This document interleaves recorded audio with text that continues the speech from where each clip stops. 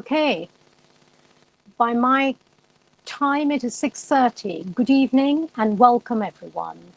Thank you for joining us today at this virtual meeting.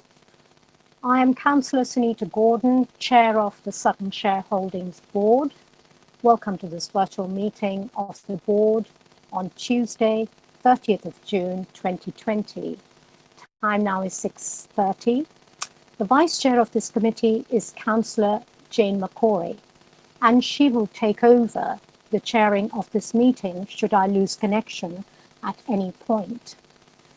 This meeting is being live streamed to YouTube and will be available following the and I suppose the minutes will be available following the meeting. I would like to welcome those members of the public watching tonight's live stream. I'll mention a few key points here for members and officers which will help us have a successful meeting. Point 1, when you're not speaking, please turn your microphone off as this saves bandwidth. You will appear on screen when your microphone picks up a sound, so this will save stream cutting to different members suddenly. I shall allow plenty of time for members to speak on items and shall make this very clear as we move through the agenda. Therefore, please only speak when I call you to do so. When you speak, turn your camera on if you're happy to do so. If you want to raise a point during the meeting, please use the chat box function in the top right hand of your screen where you can type question or point of order during the meeting.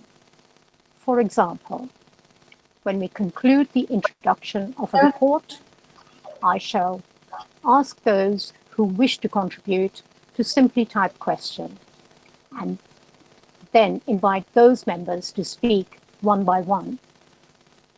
I will monitor the chat box as the meeting progresses. If you wish to make a point of order or personal explanation, please do so in the same way as I shall endeavour to move to you once the person currently speaking has finished. As we move to item 2 on the agenda, I shall ask all members to state that they are present as the clerk moves through a roll call of members. Matthew, would you please call the roll? Thank you. Thank you, Chair. I'm Matthew Stickley, Committee Services Team Leader. I've not received any apologies for absence for this meeting, so I expect that all standing members are present.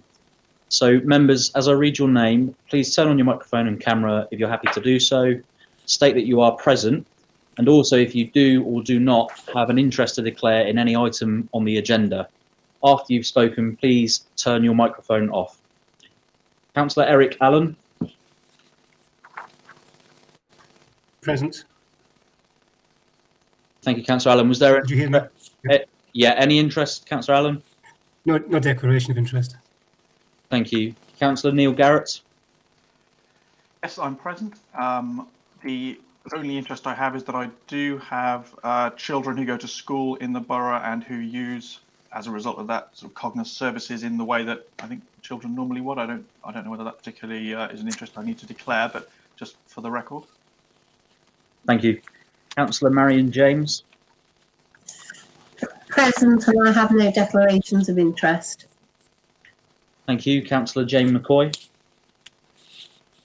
I'm present and I have no declarations of interest. Thank you. And Councillor Sunita Gordon. Present, and I do not have any declaration of interest. Thank you. Thank you, Chair. And although this is not a roll call, I'll just advise you of the officers that we've got in this meeting. Richard Simpson, the Strategic Director for Resources. Nick Ireland, the Strategic Director for People. Simon Latham, the Interim Strategic Director for Environment, Housing and Regeneration. Stephen Gerrard, the Interim Monitoring Officer. Amanda Cherrington, the Managing Director of Esten. Lorraine Thomas, the Managing Director of Encompass. Rachel Mounsey, Encompass's Head of Property Management, Temporary Accommodation and Finance. Fiona Phelps, the Acting Managing Director of Cognos. Mike Kirk, the Managing Director of Sutton Living Limited. Victoria Goddard, Assistant Director for Finance. Miguel Fernandez, the Head of Financial Planning and Business Partnering, Cassie Fraser-Shanley, Committee Services Officer, and myself, Matthew Stickley, Committee Services Team Leader. Thank you, members. I'll pass back to you now, Chair. Thank you, Matthew. That's and welcome everyone once again.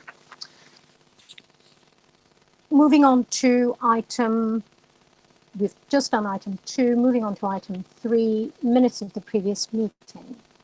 To approve as correct record the minutes of the meeting held on 29th of October.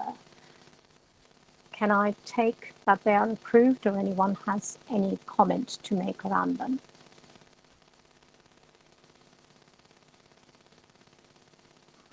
Did you agree those? Okay, thank you. So, Matthew, these minutes are agreed, and I will sign them at an appropriate time when we're out of Thank you, Chair. this situation. Thank you. Item 5, appointment to the Board of Opportunity Sutton Limited. So I'm just going to read the recommendations and then ask anyone to speak should they wish to. The papers in front of us are to approve the appointment of Catherine Kerr, Interim Assistant Director of Regeneration Sutton Council, as a non-executive director of Opportunity Sutton Limited, and to approve the appointment of Mark Norrell, Assistant Director of Assets, Sutton Council, as a non-executive director of Opportunity Sutton Limited. Members, are we agreed to this?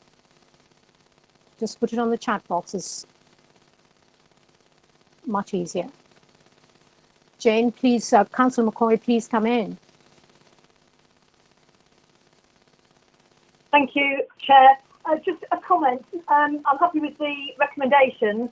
I just thought it might be quite useful if we had a schedule of all the directors of all the council-owned companies, just for clarity, on the website or somewhere, just bringing them all together, because there's been some changes in that, and I think it would be quite useful for transparency just to have a list of the latest directors of all the companies. Thank you. Thank you, Councillor McCoy. I shall ask Mr. Stickley to kind of make a recommendation on this and take it away as a point of action. Is that okay? I see you nodding. Yeah, absolutely fine, Chair. Yes, thank you. Lovely. And I'll share something once it's done. Super. So I take these are approved, yes? Thank you. Thank you, Mr. Garrett, and thank you, Councillor Allen. Moving on to item 6, ESCON Business Plan 2021 and COVID-19 Impact Summary. Do I hand over to Amanda Charrington for this? Just Thank you, Chair. Oh, Sorry, Amanda.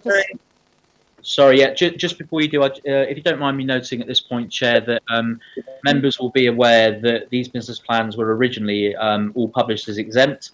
That was a mistake on our part, so I apologise for that. Members will have had an email that says now that all of the business plans are now open, publicly available, with the exception of the Sutton Living Limited business plan, and that's because of the information that's contained therein. So I just want to make, obviously, members know that, but make any members of the public who are watching aware that the majority of these business plans are now publicly available on the council's website. Well, they always have been available to understand that they've got some commercially sensitive information. So thank you for that clarity point. Over to you, Amanda Charrington. Thank you, Chair. So this report tonight presents the ESCON business plan, and it asks Shareholdings Board to approve the Sutton Decentralised Energy Network business plan for 2018-21. I think the key thing to notice is Amanda,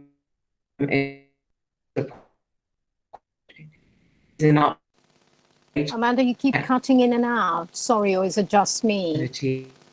Of the energy network. But the key thing to note is since the approval of the business plan at Opportunity Sutton Limited subcommittee, now the Shareholdings Board, in February. Sorry, am I not? I think Thank you, it's Chair. everybody, Chair. I'll move it nearer and see if that helps. I've got really bad connection tonight. How's that? Is that better? That's better. And if any other member who's not speaking, would you please turn your No. microphones off? Thank you. I think Getting feedback, Chair, that people can't hear me. So shall I continue? Yes, I will continue. Given the reception, I think the key thing to note, if I may, is the financial section of the cover report. So just to remind our members that in July 2013, the Strategy and Resources Committee approved the conceptual business case for the development of Sutton Decentralised Energy Network with a capital funding budget of 4.5 million. At that point, a detailed financial model was then constructed. That model was then taken to the Housing Economy and Business Committee in March 2015. That model displayed a positive cash flow of 1.54 million throughout the delivery of the scheme.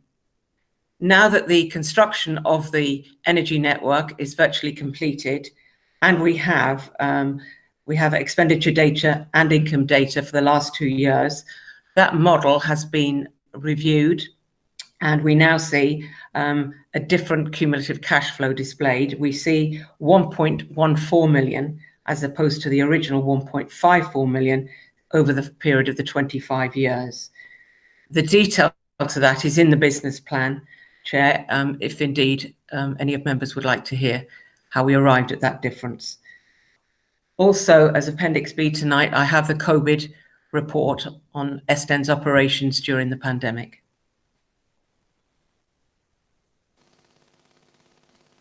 Are you pausing there, Ms. Charrington? I am, Chair. I wondered, would you like me to go in? What would you like me to go into next? I'll take your lead. I think we might just open for any questions, should members have any questions, as all the business plan in front of us is for noting. Thank you. Councillor James. Thank you, Chair. Amanda, could I just ask you, how many customers does SDEN have, and how many are facing financial hardship? Yes, Councillor James.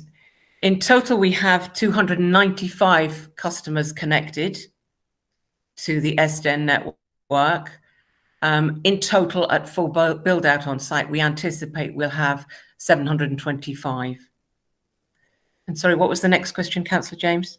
I was asking how many are facing financial hardship, as you said in your COVID-19 report, that some are. Yes, thank you. So we've currently got 3 applications underway for financial support during this period.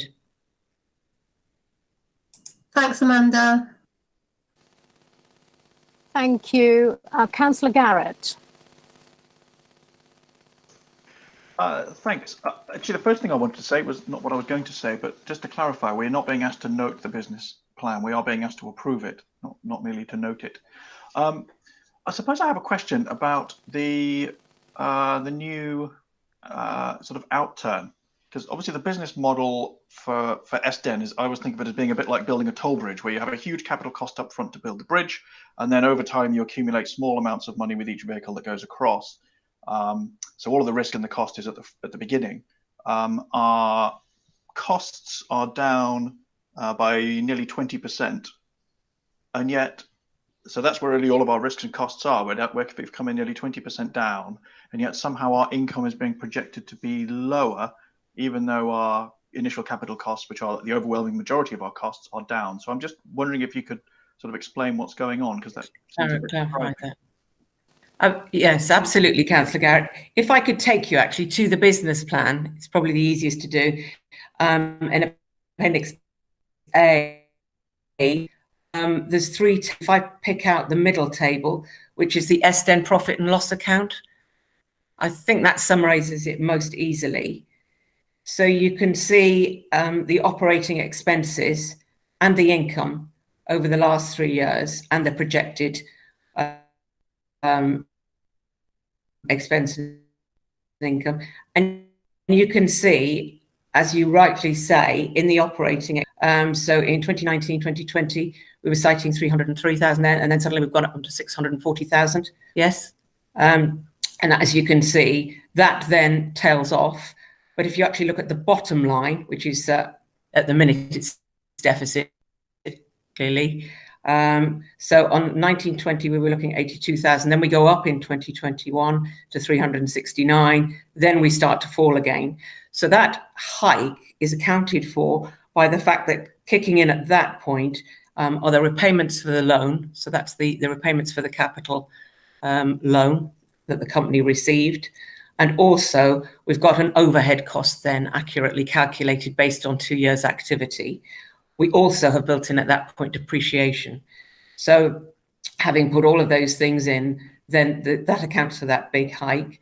We always knew in the financial model, SDN wouldn't break even until year 7, given that's the size of that loan, and given the fact that on one connection alone, this is what the cumulative cash was. And we believe on this remodeling of the model that will still be the case. Thank you, Ms.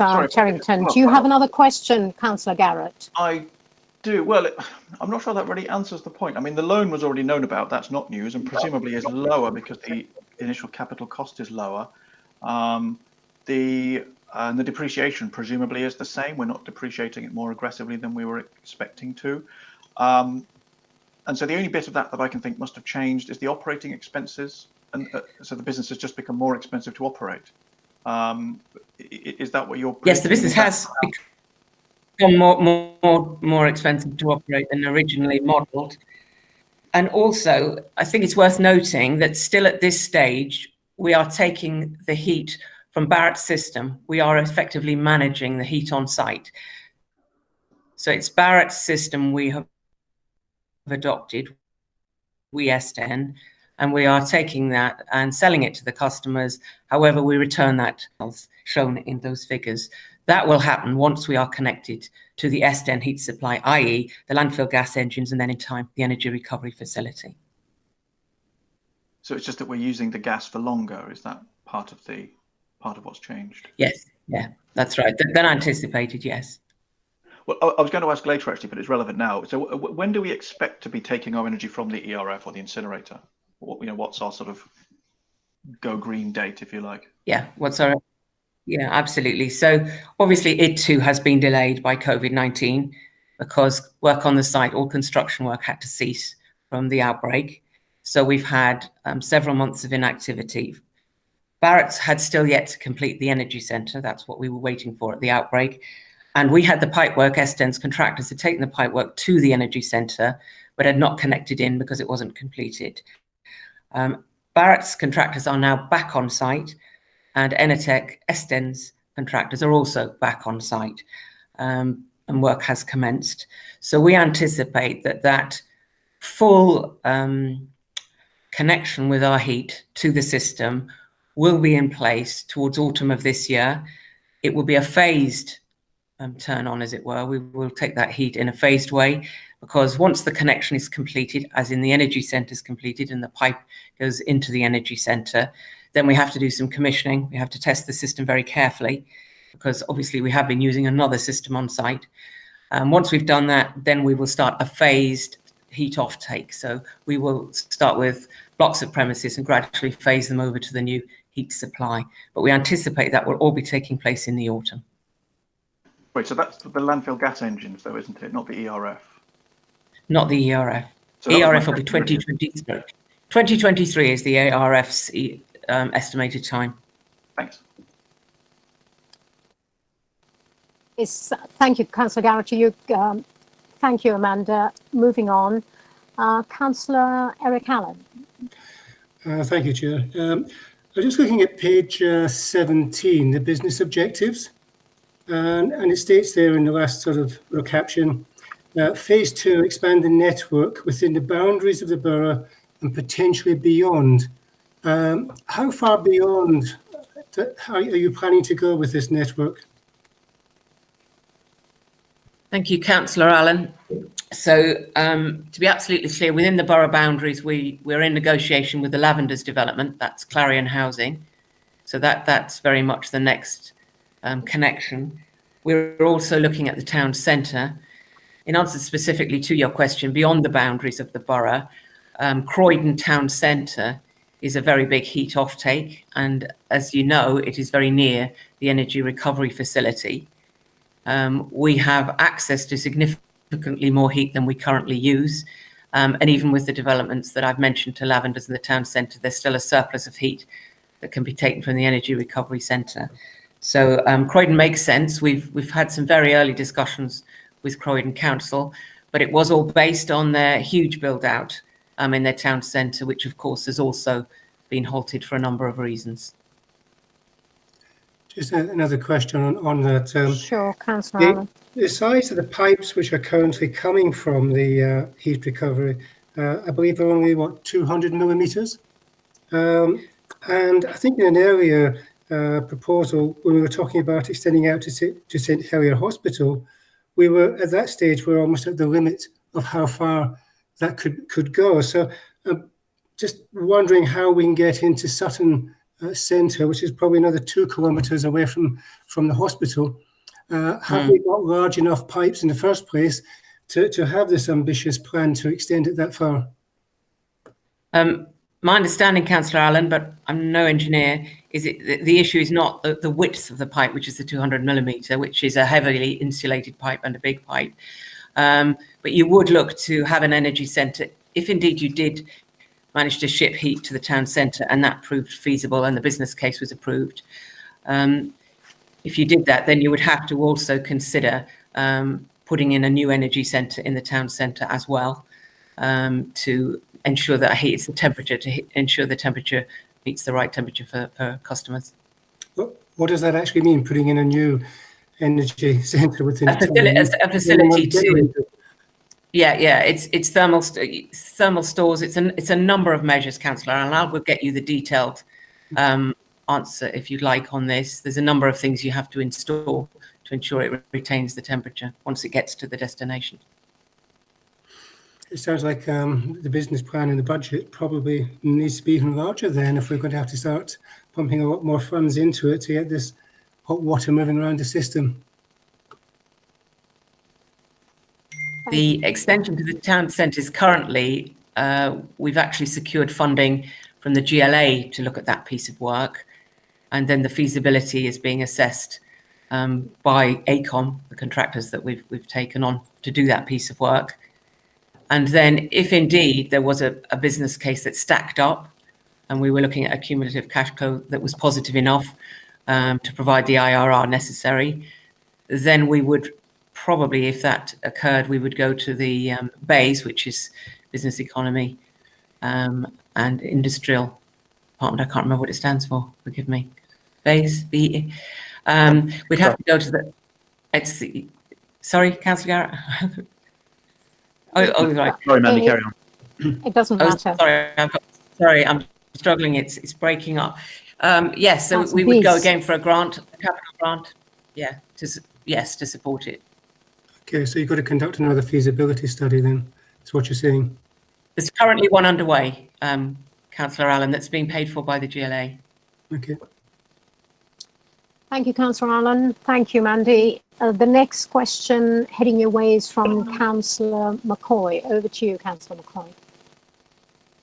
Thank you. I've got 2 questions. One is just following on, it's all about the response to the COVID crisis. The first one follows on from Councillor James's question about financial hardship. I just wanted to know what amount of affordable housing is provided in New Mill Quarter, both looking at the current supply and what the future projection is for the remaining houses, and what type, what's the nature of that affordable housing? Is it shared ownership? Is it social? Is it intermediate rent? And the second question is in relation to 2.1 of the COVID response. It says, yes, 2.1. It says about supply emergencies. It says none have been reported since 23rd of March 2020. and I'm aware that this report was prepared for an earlier meeting. So just wanted to confirm whether there have been any supply issues, both since then and also since since it's been up and running off the energy centre. Have there been any supply issues, please? Over to you, Mandy. Thank you, Chair. Yes, so the first question is, there is no social housing on the site, but there is affordable housing. So as I've said to you, there are 295 properties currently connected. Of those 295, there are 106 in shared ownership. That represents 36% of current occupancy. On full build out, we're anticipating it will drop to 13%. In fact, all of those affordable units are one-bedroom flats. So that's the breakdown. The other question, as I understand it, was has there been a break in supply over the last few weeks? Was that the question, Chair? No, I think Councillor McCoy, do you want to repose your second question? Thank you. Thanks. It was, has there been any breaks in supply since March? And I say the question is posed because I know that this report was provided a bit earlier for an earlier meeting. So just say, has there been any supply issues, since March? And also, has there been any prior to March? Has there been any issues? So there has been breaks in supply. The most recent breaks in supply between May and June, we've had 5 temporary unplanned outages. On each occasion, some of our customers were without supply for a few hours. The fault that has been identified thus far is the same fault. It's not several different faults. It is on the part of the developer, Barratt's. They think they have now identified it. It's an issue with the infrastructure on sites. It's not actually an issue with the interface units in the individual properties. It's actually in their infrastructure, their pipe work on site. Having done that, they have now think they've identified it, and they're on site currently rectifying that. But they have managed to rectify the faults, so all customers have got their supplies up and running. But the ongoing fault obviously has to be carefully assessed and investigated, and that's what they're currently doing. Come back, please. Sure. Yeah. Sure. I just want to know. I mean, how serious? Let's say they can fix it. I suppose you probably, unless you're the one doing it. But I mean, just how serious is that fault, and is it fixable? Because it could be, is it going to compromise the supply? The overall supply. Yes, as I understand it, it has been corrected on each of the occasions, on the 5 occasions temporarily. But as it has occurred with such frequency, they're now doing a more thorough investigation. Obviously, that's the worst outcome, to have the supplies broken for customers. And obviously also, from Barratt's perspective, it's still their heat that's being supplied. So they're actually losing money too, the whole time that this outage continues. And of course, there are compensation payments that start to become eligible. So it is in Barratt's interest to get this heat problem rectified ASAP.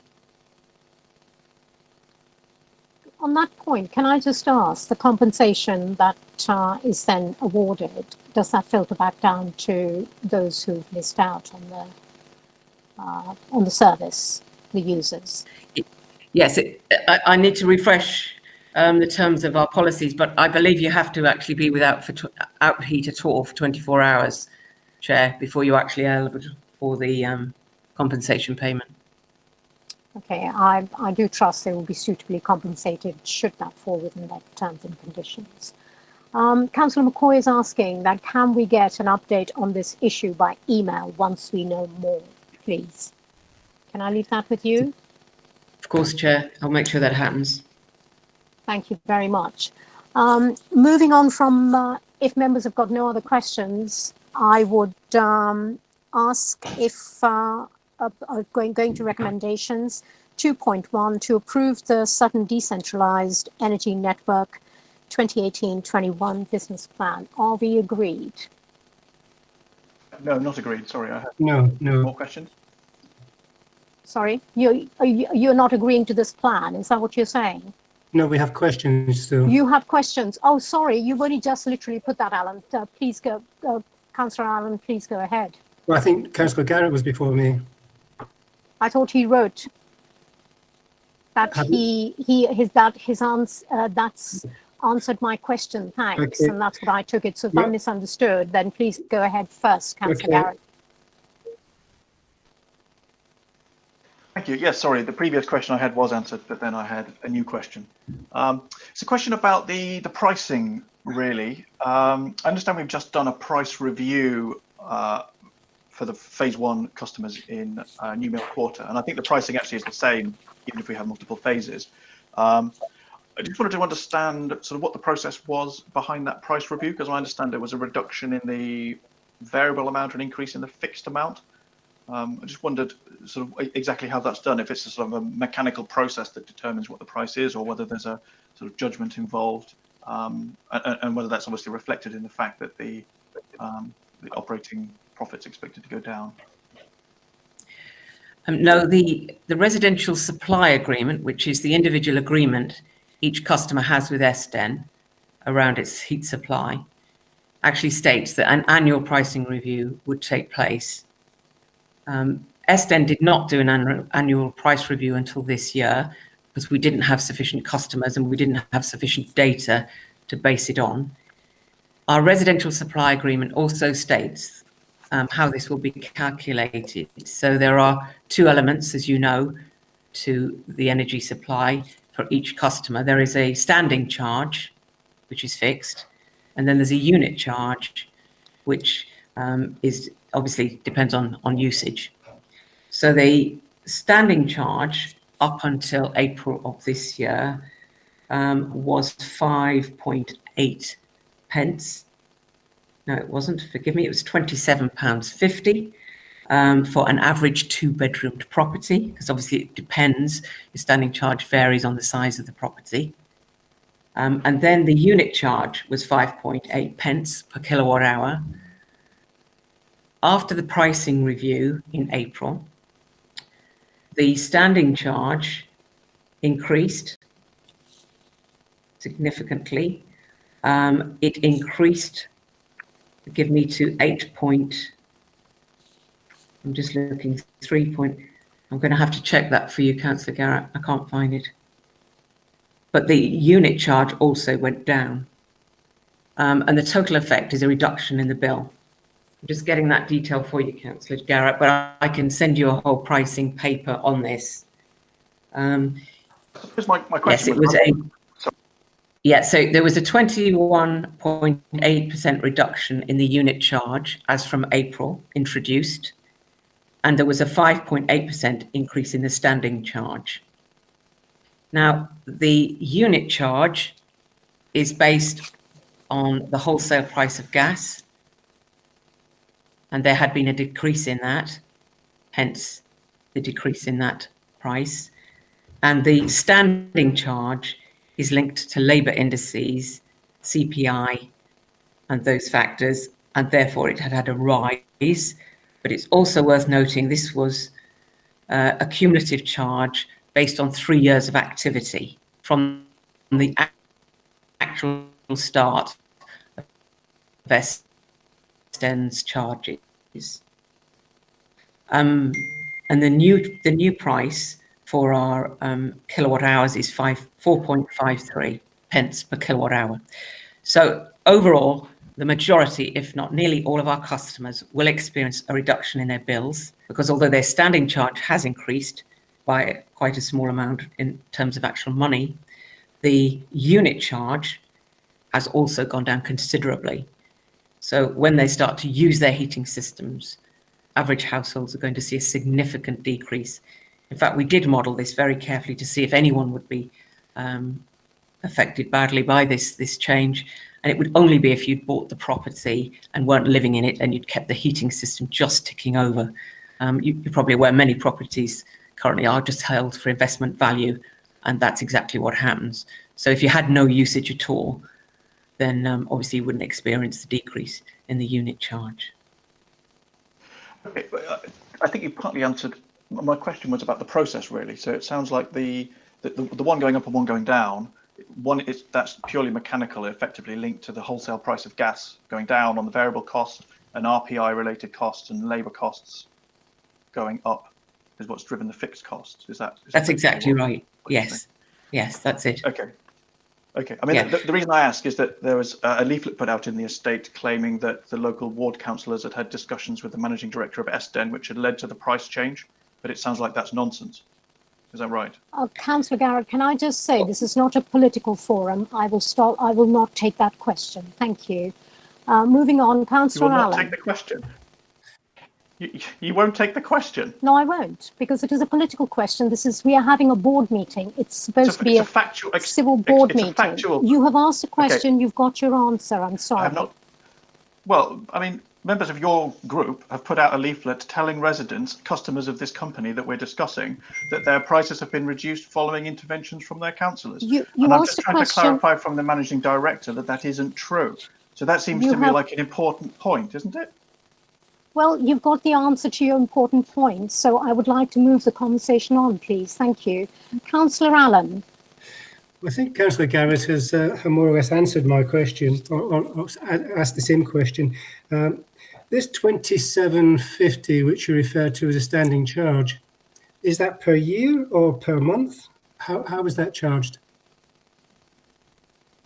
The 27.50 is per month. Per month. That's for a 2-bedroom. And how much does that go up to? Is there a larger 3-bedroom? I'll get those prices for you, Councillor Allen. I haven't got it to hand, but it's a variable within about £10 of a margin. It's not a big margin. And by what sort of margin has that gone up in price? That's the standing charge. So that's gone up, as I mentioned. That's gone up by 5.8%. 5.8, but CPI is only 1.5%. But it's over 3 years, Councillor Allen. It's not just CPI. It's also it's the labour market indices that give you the cost of repair, maintenance, replacement for the boiler. It's all set out. I can send you a very detailed. If you've only just moved into a new property, then the maintenance of the boiler is not an issue, and it shouldn't be going up by 5.8%. It seems rather as though you're charging new customers for older boilers for some reason. No, Councillor Allen, I wouldn't say that was true. This is decentralised energy has to be looked at in the round. So you have to look at all the costs involved in an alternative heat source. So it's not an exact like for like. You're looking at a very different system. For example, SDEN customers will not have a repair bill. They won't have a maintenance bill. They won't have a replacement bill for any parts of their system that go wrong. That's all included within that charge. If you're on an alternative system, that would not be the case. Okay. Thank you, Councillor Allen. Thank you, Ms. Cherrington. Any more questions? Okay, can we then move on to recommendations to approve the Sutton Decentralised Energy Network 2018-2021 business plan? Sorry, I did have one more question. Just on the governance section about directors, about whether we're thinking about getting any non-executive directors, which obviously a number of our other companies do have. Sure. I wonder whether that had been thought about or looked at. Would you want to take this, Amanda, or somebody else? I'm happy to take it, Chair. Thank you. Yes, this has been discussed, Councillor Garrett, that would be something that may well be beneficial to the board. I think we're just currently appointing another director, because Lindsay Gamble, who was our financial director, as you know, has left the council. We're currently appointing another director in her place. But yes, it's something we definitely could consider going forwards. Thank you. Does that satisfy everyone's questions now? Okay. Can you please use chat function to say whether you approve or you don't? Sorry, I got some feedback. Was somebody saying anything? Agreed. Thank you. Okay, thank you very much. The board approves of your business plan. Thank you, Ms. Sherrington. Thank you, Chair. Thank you. Moving on to agenda item 7. And this is, again, we are to approve the Encompass LATC annual business plan for 2021. I think it is Lorraine. Floor is yours. Thank you. The report before you sets out the company's achievements in 2019-20, the company's financial position and the business plan for 2020-21, which we're asking the shareholdings board to approve. Encompass remains financially strong with current reserves of 750,000. In 1920, we generated an operating surplus of 171,839, which I would just like to point out was net of the £150,000 contract saving target and net of 171,600 used to fund additional posts in the adult social care services. So in terms of the aims of the LATC, which is to cross-fund our services, I hope that demonstrates that we have met that aim.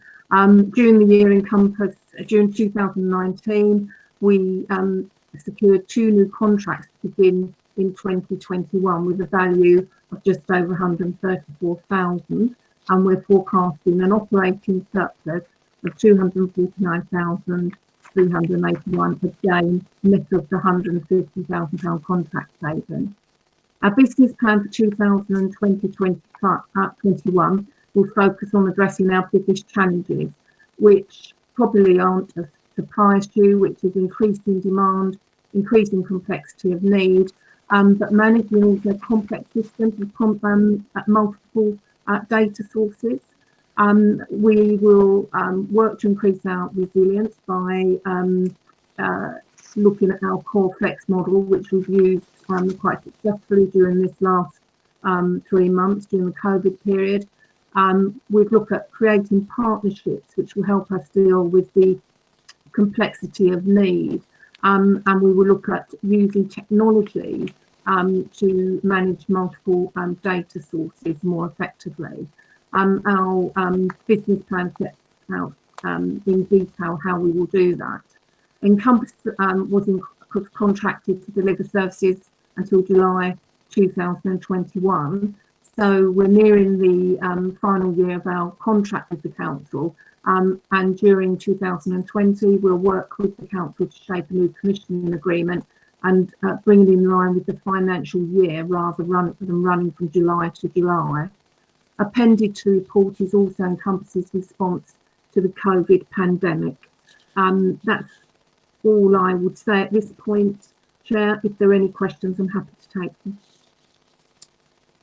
Thank you, Ms. Thomas. Members, any questions? Marion, yeah, Councillor James. Thank you, Chair. I've got a couple of questions for Lorraine. But first of all, I just wanted to say, Lorraine, I thought you and your team, that there was a really good response to the COVID crisis. So I'd just like to say well done on that.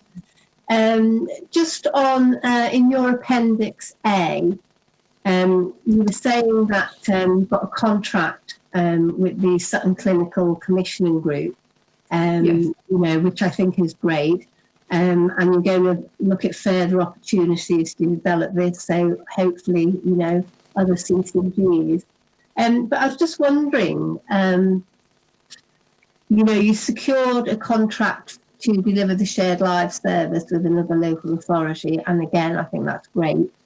But are you going to pursue opportunities to perhaps deliver shared live service for other local authorities? So, you know, you've got one, so, you know, there could be opportunities with other local authorities, and I just wondered if you might be pursuing that.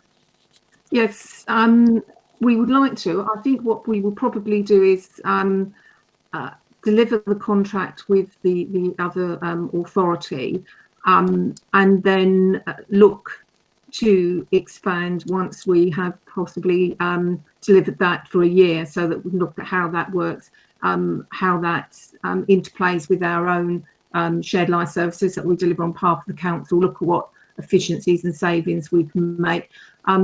I think it would be sensible to run the contract for a year and get some experience. You know, shared lives is a regulated service, so I think we need to be cautious about you know, how fast we expand into regulated services. But yes, we're always looking for opportunities, but at a sensible pace and a sensible you know, way forward, really.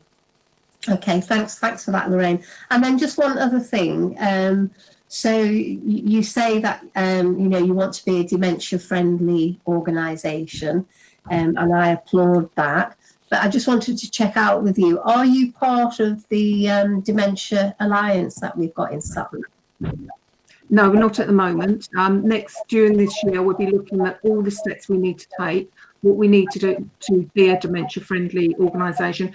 Justin Walker, who delivers the contract, the adult social care services, he's leading on this. He's far more expert than I am in this area, and he has a plan to take that forward. So I think it's really important that Encompass, you know, moves forward with this and is recognised as a dementia-friendly organisation. But I'm going to put my hands up. I'm not the expert in this area, but certainly Justin is, and he could give you more information if you would like that. Well, actually, if it's okay with you, Lorraine, would you be happy for me to send you some information about the Dementia Alliance that operates in Sutton and how you can be part of it? That would be superb. Thank you. Okay, thanks, Chair. Thanks, Lorraine. Thank you, Councillor James and Lorraine. Over to Councillor Garrett. Thank you. I was just curious if you could elaborate a bit on where you were talking about the increase in demand, sort of where that's coming from, and sort of, I know it's very difficult to predict anything at the moment, but just, you know, thinking about medium term, you know, the next couple of years, what sort of, you know, where is the increase in demand coming from, and is it, you know, does it feel like a manageable increase, or, you know, does it feel like there's a real problem? I think the demand arises from the difficulty. The single most common reason for homelessness is parental and family and friend throwout, and ending of AST. And I think what that does is signal the difficulty there is in finding private sector accommodation, or in fact social housing, to resolve homelessness. So I think in terms of the demand, it comes from the lack of available accommodation, and I'm sure we all know that, but it seems to me that the pot is getting smaller. I think that the gaps between between rents and the LHA are widening, and I think with the economy how it is now, particularly due to the pandemic, it's harder to bridge that gap. Sometimes there are huge gaps. A household has to bridge each month. So I think it's getting harder, and I think the problems are getting more complex. You know, dual diagnosis, people coming in with more than one problem, and it could be a physical or health problem plus another. So, for example, finance is increasingly becoming an issue. I've got some work that I've done on recently on the issues of single households that have become homeless and financial issues. And that's not necessarily debt, that is not able to budget or manage on your income is increasingly becoming a feature of some of the difficulties. So I think that the demand is there because of the lack of options that are available. Thank you. Do you have no? Sorry. No, that's I think that answered my question. Thanks very much. Thank you, Councillor Garrett. Councillor McCoy. Thank you. First of all, apologies. Lorraine, it was a bit crackly when you were speaking, so apologies if I happen to ask something that you've already covered.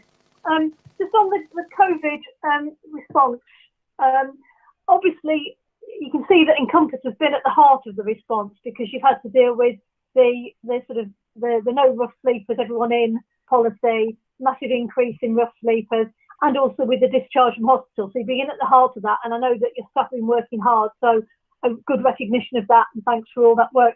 But obviously that increase, on top of the amount of work and the increase in work that's been happening anyway, will have an impact going forward.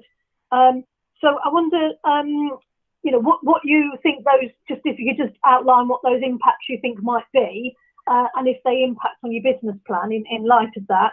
And you mentioned a recovery plan. Could you give us a bit more information about that recovery plan, please? Because I think the two are tied together. Yeah, so we've got two recovery plans, one in terms of our own operations, which covers the workforce, the operational delivery, the infrastructure and facilities, supplier and contractors, and business and strategic planning. So that's about the company, the workforce, and how we're going to continue to deliver services when we're under so much pressure. And as I say, there are 5 themes that we've themed it.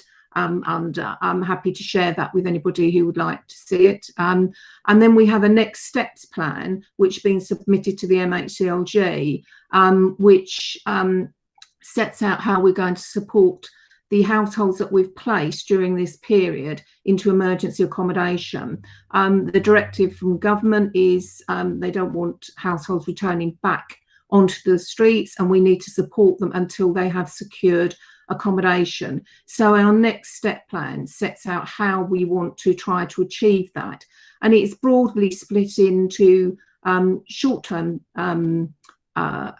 steps that we can take, quick wins, quick gains, and what we can do over the short term. Now, when I talk about short term, we are saying around 6 months, I would say, and then looking at what we need to do long term over a much longer period.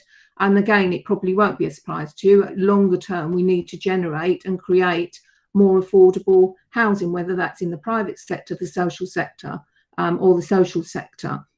So that's very broad. Would you like some more detail?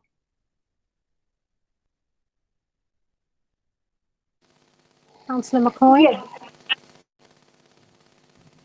Could you just elaborate a little bit more, please? Obviously, yes. on how you plan to do that. On the next steps plan. Yes, so we'll be looking at with the households that we've placed into emergency accommodation. We've carried out a needs assessment, a support needs assessment, and we have categorised each household into 5 different groups, depending on the support that they will need. And that ranges from complex, high-level support to very limited support, low-level support. For those around 54 households, we have at the moment 97 households that were at risk of rough sleeping placed in emergency accommodation. Of around 54 of those households, we've assessed would be able to access the private sector market if there is sufficient supply with very little support. So that support will be tenancy sustainment, rent in advance, deposit, and some support in helping them go out and find an accommodation. But they will essentially look for the accommodation themselves, and then we'll come in and help them actually secure it when they've identified it. There's a very small number, around 7, that we hope to return home. They left because maybe their mother or their father or another member of the household was self-isolating or shielding, so they were asked to leave, and we hope to get those households back. Then a smaller cohort, around 22, needs significant support, and we will be looking at developing a range of supported housing accommodation. We already have a model which is at Maple Walk. Is a housing first model, so the household will go into the accommodation, support will be provided on site, depending on the level of support. There are around 8 households that have very significant needs, possibly not able to share accommodation. They would need self-contained accommodation, but that is possible to develop that. On Maple Walk, we've been looking at that to that site to provide the supported housing and the single, the self-contained accommodation. Thanks, Lorraine. Can I just come back, Chair? Just briefly, does the ability to provide that ongoing work depend on external funding? We have submitted our plan to the MHCLG. We will be putting in a bid to support that plan. Our rough sleeper advisor has signalled to us that they like our plan and they would be supporting our application. But yes, it does. Although this week I was informed that we have been awarded from another pot quite a substantial sum, which I need to talk through with Simon Latham, so that if we were unsuccessful, but I think that's very unlikely, there is another pot of money we could use. But yes, it does need funding. The bottom line is it will need funding. Thank you, Ms. Thomason. Thank you, Councillor McCoy. Councillor Allen. Yes, hello, Lorraine. I sit on the Local Government Association's Safer and Stronger Communities Board, and one of the issues that crops up at every meeting is domestic abuse. And I was just wondering, has COVID had an impact on the number of cases which are coming to us for emergency accommodation following incidents of domestic abuse? Thank you. We haven't seen an increase in applications or approaches because of domestic violence. And I know some services are reporting less approaches, but ours is steady and at normal levels. And I do think maybe we're approached along with other services as an emergency. So there hasn't been an increase, but I think the question we need to be thinking about is why is that? Is that because people are feeling that they can't approach at the moment because of COVID, that they're, you know, going into emergency accommodation, shared accommodation? Has that prevented somebody making an approach to us? So it wouldn't surprise me if over the next few weeks we do see an increase. Yeah, that's what we're expecting to happen. Thank you. Yeah. Thank you. I do know from police that there is an increase in domestic violence, and there has been systematic increase, coercion, and various other elements of abuse over the lockdown period. So thank you for that, Lorraine. Any other questions from members before we move on to recommendations?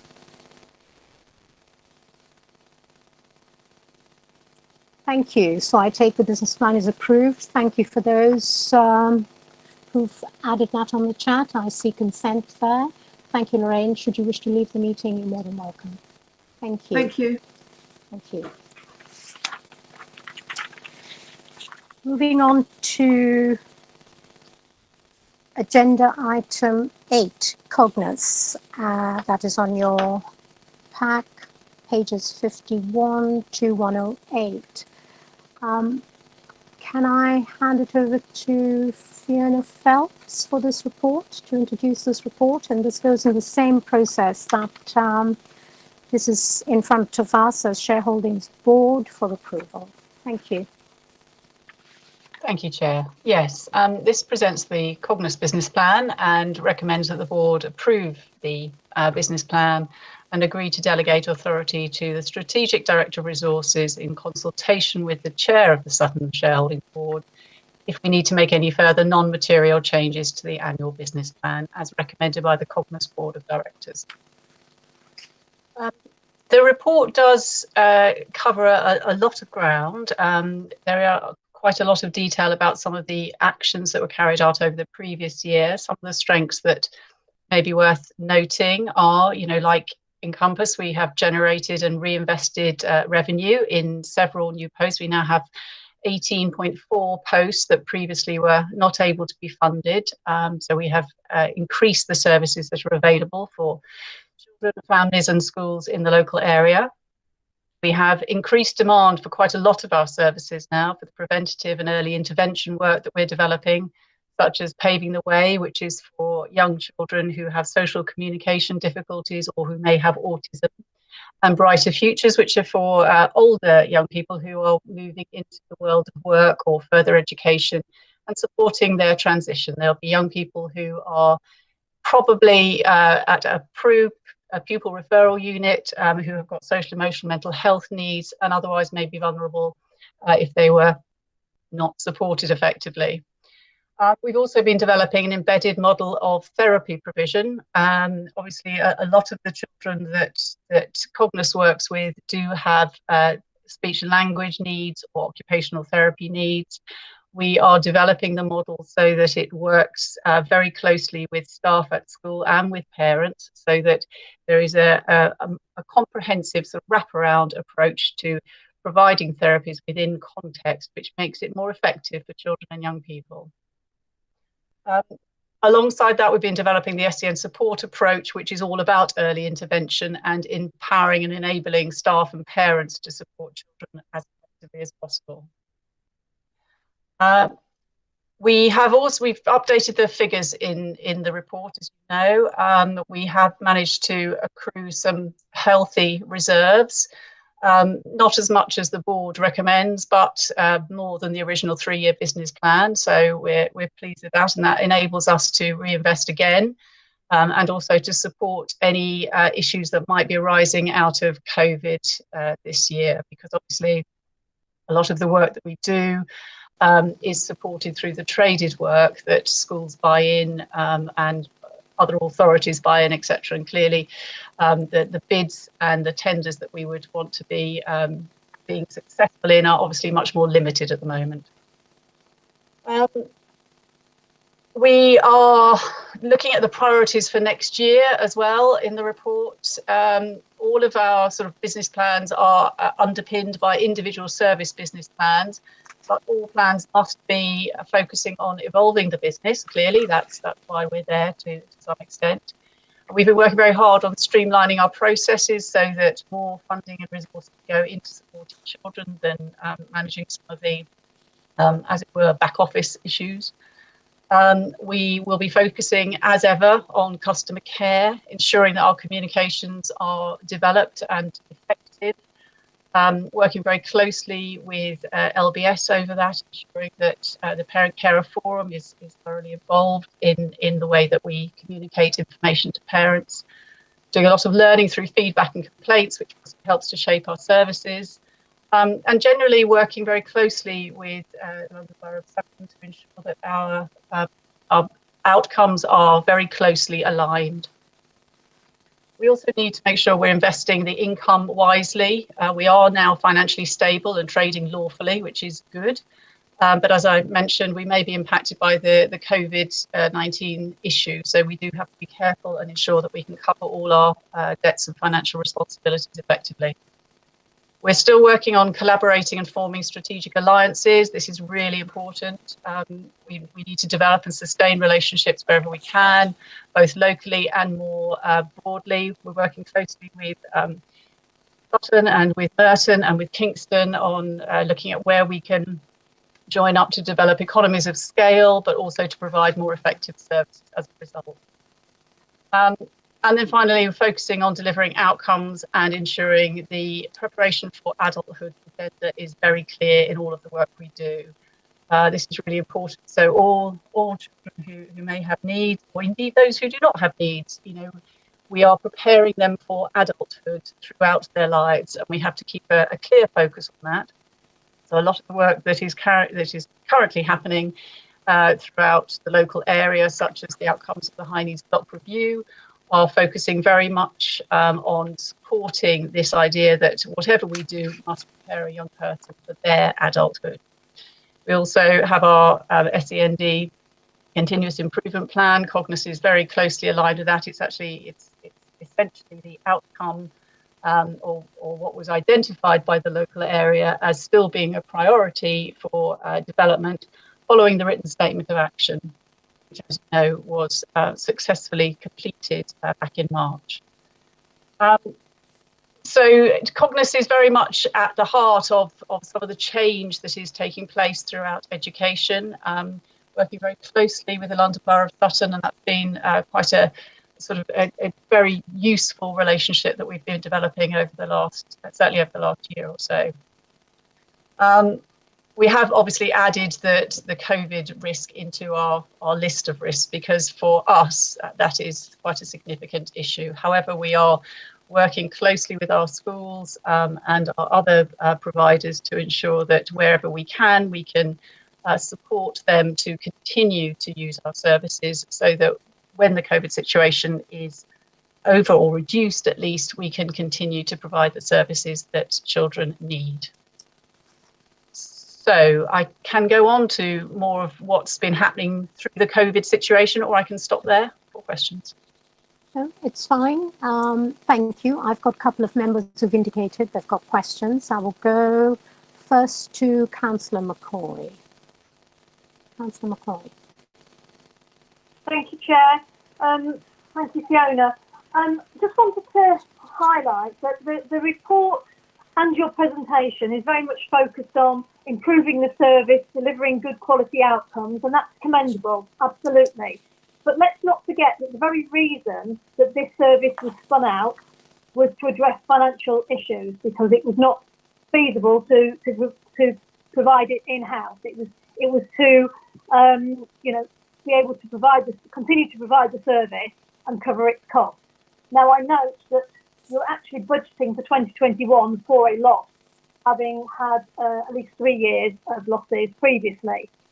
And I just wondered if in a typical council way, that the focus has been a little bit too much, perhaps on, well, not too much, but a little bit heavily on the quality of the service and delivering the service, and not applying that sort of commercial angle to just trying to make sure that you cover your costs and expand the business.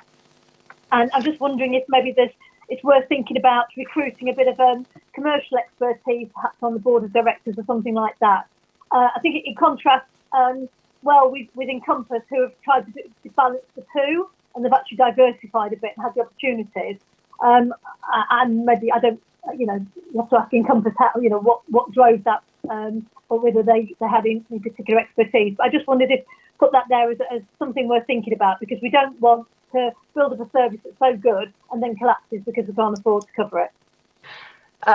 Thank you very much, Councillor McCoy. That's absolutely right. And in fact, we are doing exactly that at the moment. We are doing a skills audit of our board.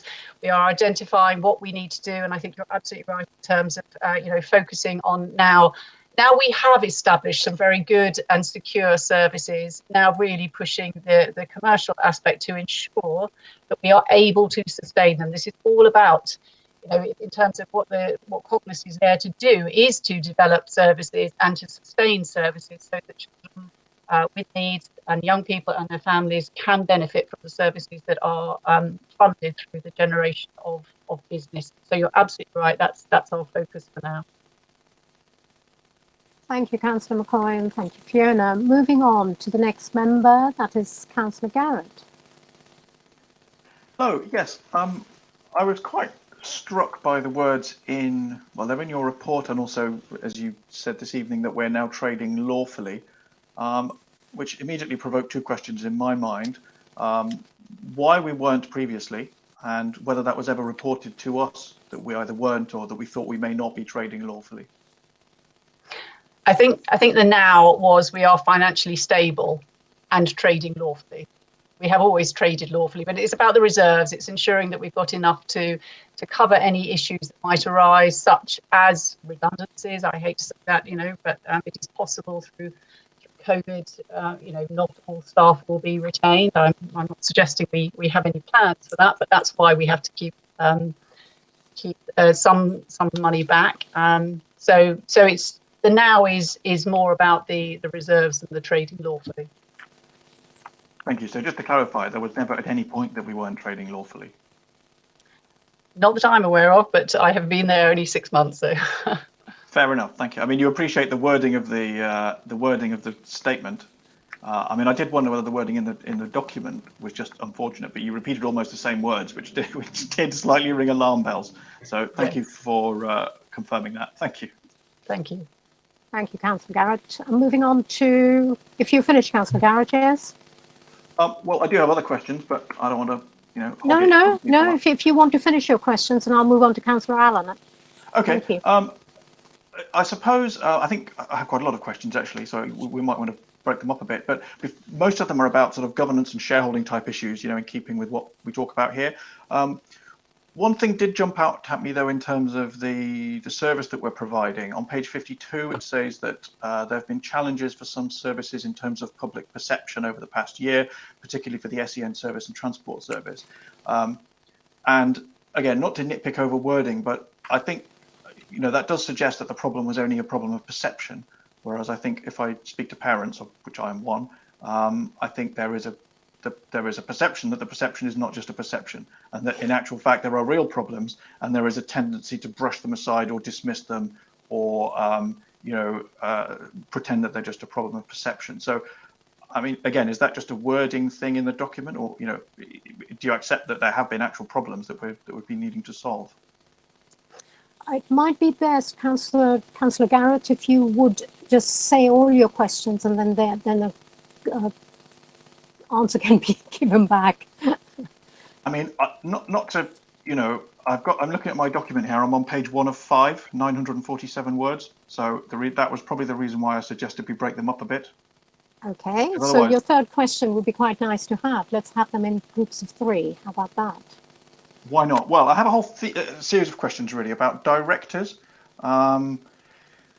My third question then is going to be about the second recommendation, which is that we're being recommended to approve this business plan subject to non-material amendments by the directors.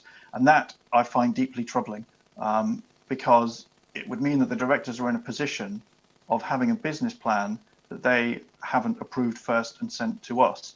And specifically, what happens if it goes to the directors and they don't agree with the plan in some material way? And so my question is, what happens in that situation? And more fundamentally, why are we in this position where we as shareholders are looking at this before it's gone through the directors? Okay. Now, what I will say is the bits that Fiona can answer, go for it, and bits that you need to refer, please do so. So if we take the questions in box of 3, thank you. Thank you. So about the perceptions, yes, the reason that's in the report is because there are issues that we have been addressing, as you know. I think the work through the re-inspection demonstrated that although there are some issues for some parents, there are also a lot of parents who have very different, very positive perceptions of the services. So I'm using perceptions in the sense of what it is like for individual people. And certainly we are, as you will see from the report, ensuring that we are learning from anything that is a complaint or an issue that is fed into our development. In terms of the directors, we're actually, well, in terms of being recommended by the Cognos Board of Directors, I think it is non-material is the key word. It's not, we're not changing anything significant. It might just be that there may be some reorganisation of the report or something like that. But I don't think it's anything significant. Again, in my experience of 6 months, this is not something we have done before. But if anyone has more information about what that would mean, please do answer.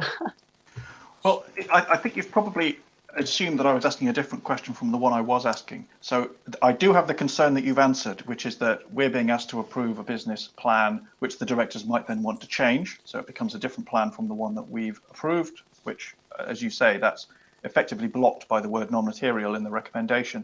But that's not my concern. My concern is that if I put myself in the position of a director of Cognos, I'm going to spend the next year, let's say, carrying out this business plan, which has been agreed by the shareholders, but which the directors have not agreed. Do you see? So that's my concern. I was, thinking about the statutory duties that directors have.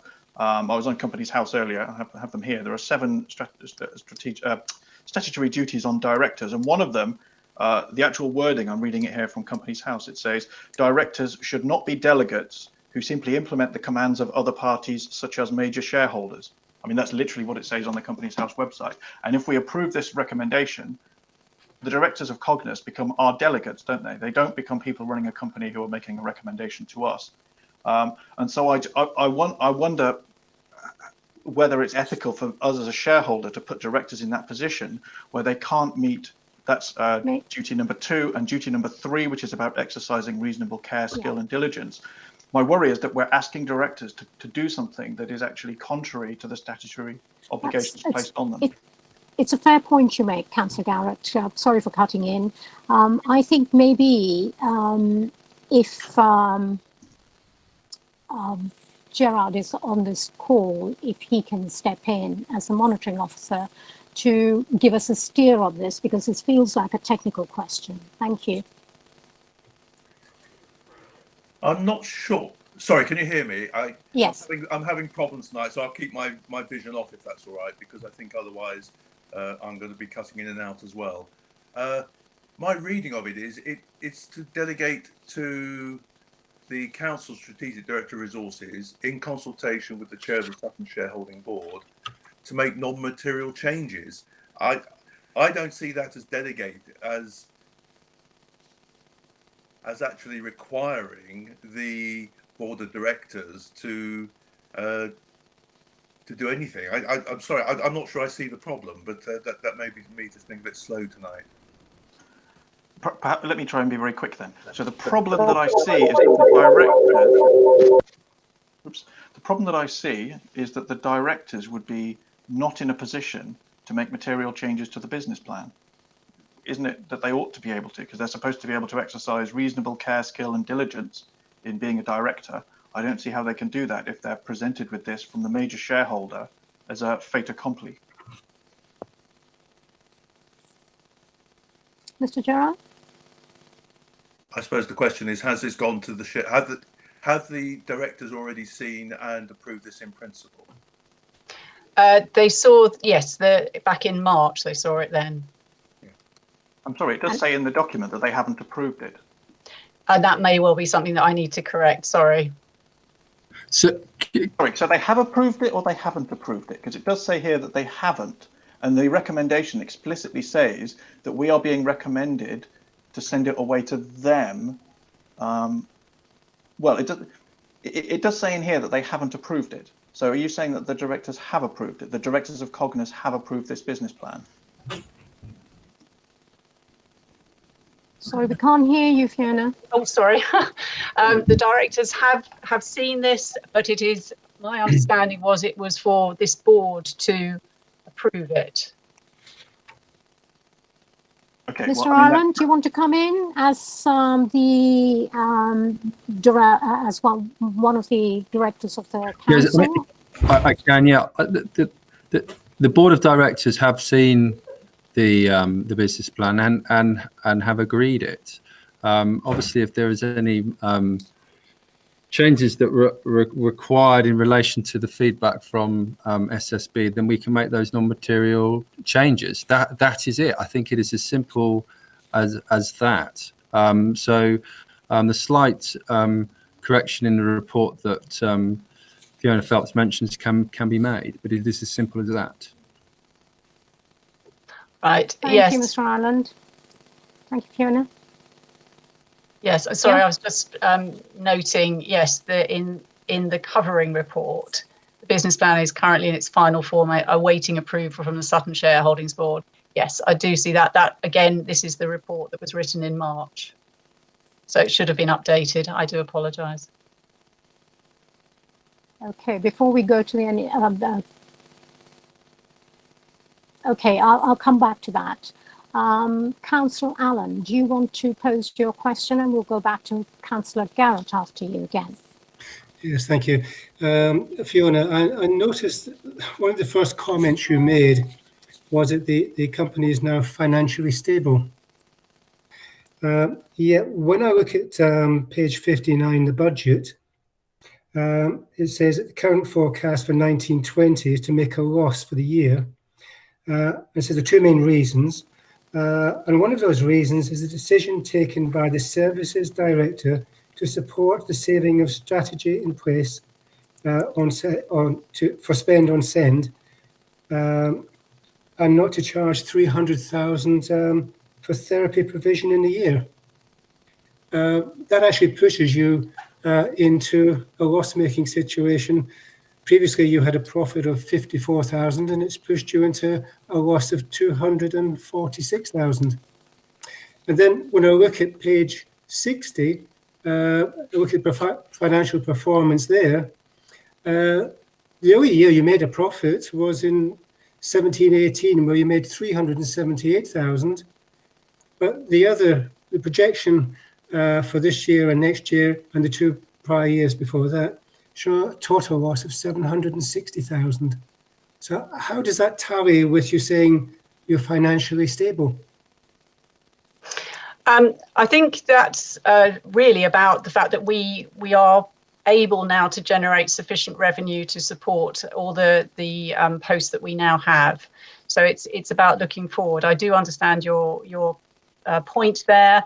I do think there is, we do have considerable reserves which will cover that, and then we will now, going forward, as we were talking earlier, be really focusing on developing the company, the commercial side as much as we can to provide greater revenue. So what you're saying is you're now going to start using up the reserves to subsidise this loss which you're making, and the reason you're making loss is because you're not invoicing the council for provision of work? Both of those things were one-off issues that we were dealt with prior to my arrival there, but they were both singular issues which we do not expect to encounter again. But you're projecting a loss again in 2021 of 199,000. And it would have been better to see something beyond just one more year, which shows when you're actually going to make a profit in this company. That's a very useful suggestion. Thank you. I'll take that forward. Councillor McCoy, can I ask you to come in there, because you've posted a little comment in the chat box. Is it 3.4 of the covering report that is the issue? Can you elaborate on that before I move on to Councillor Garrett again?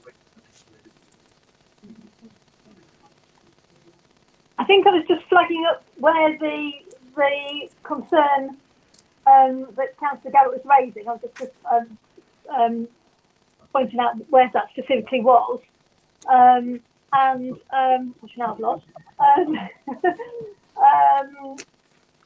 Yes, and it's also yeah, currently that was the bit I think that Fiona said needed to be amended because it was from a previous version, and I was just also flagging up if we take out the recommendation 2.2, that seems to resolve the problem that Councillor Garrett has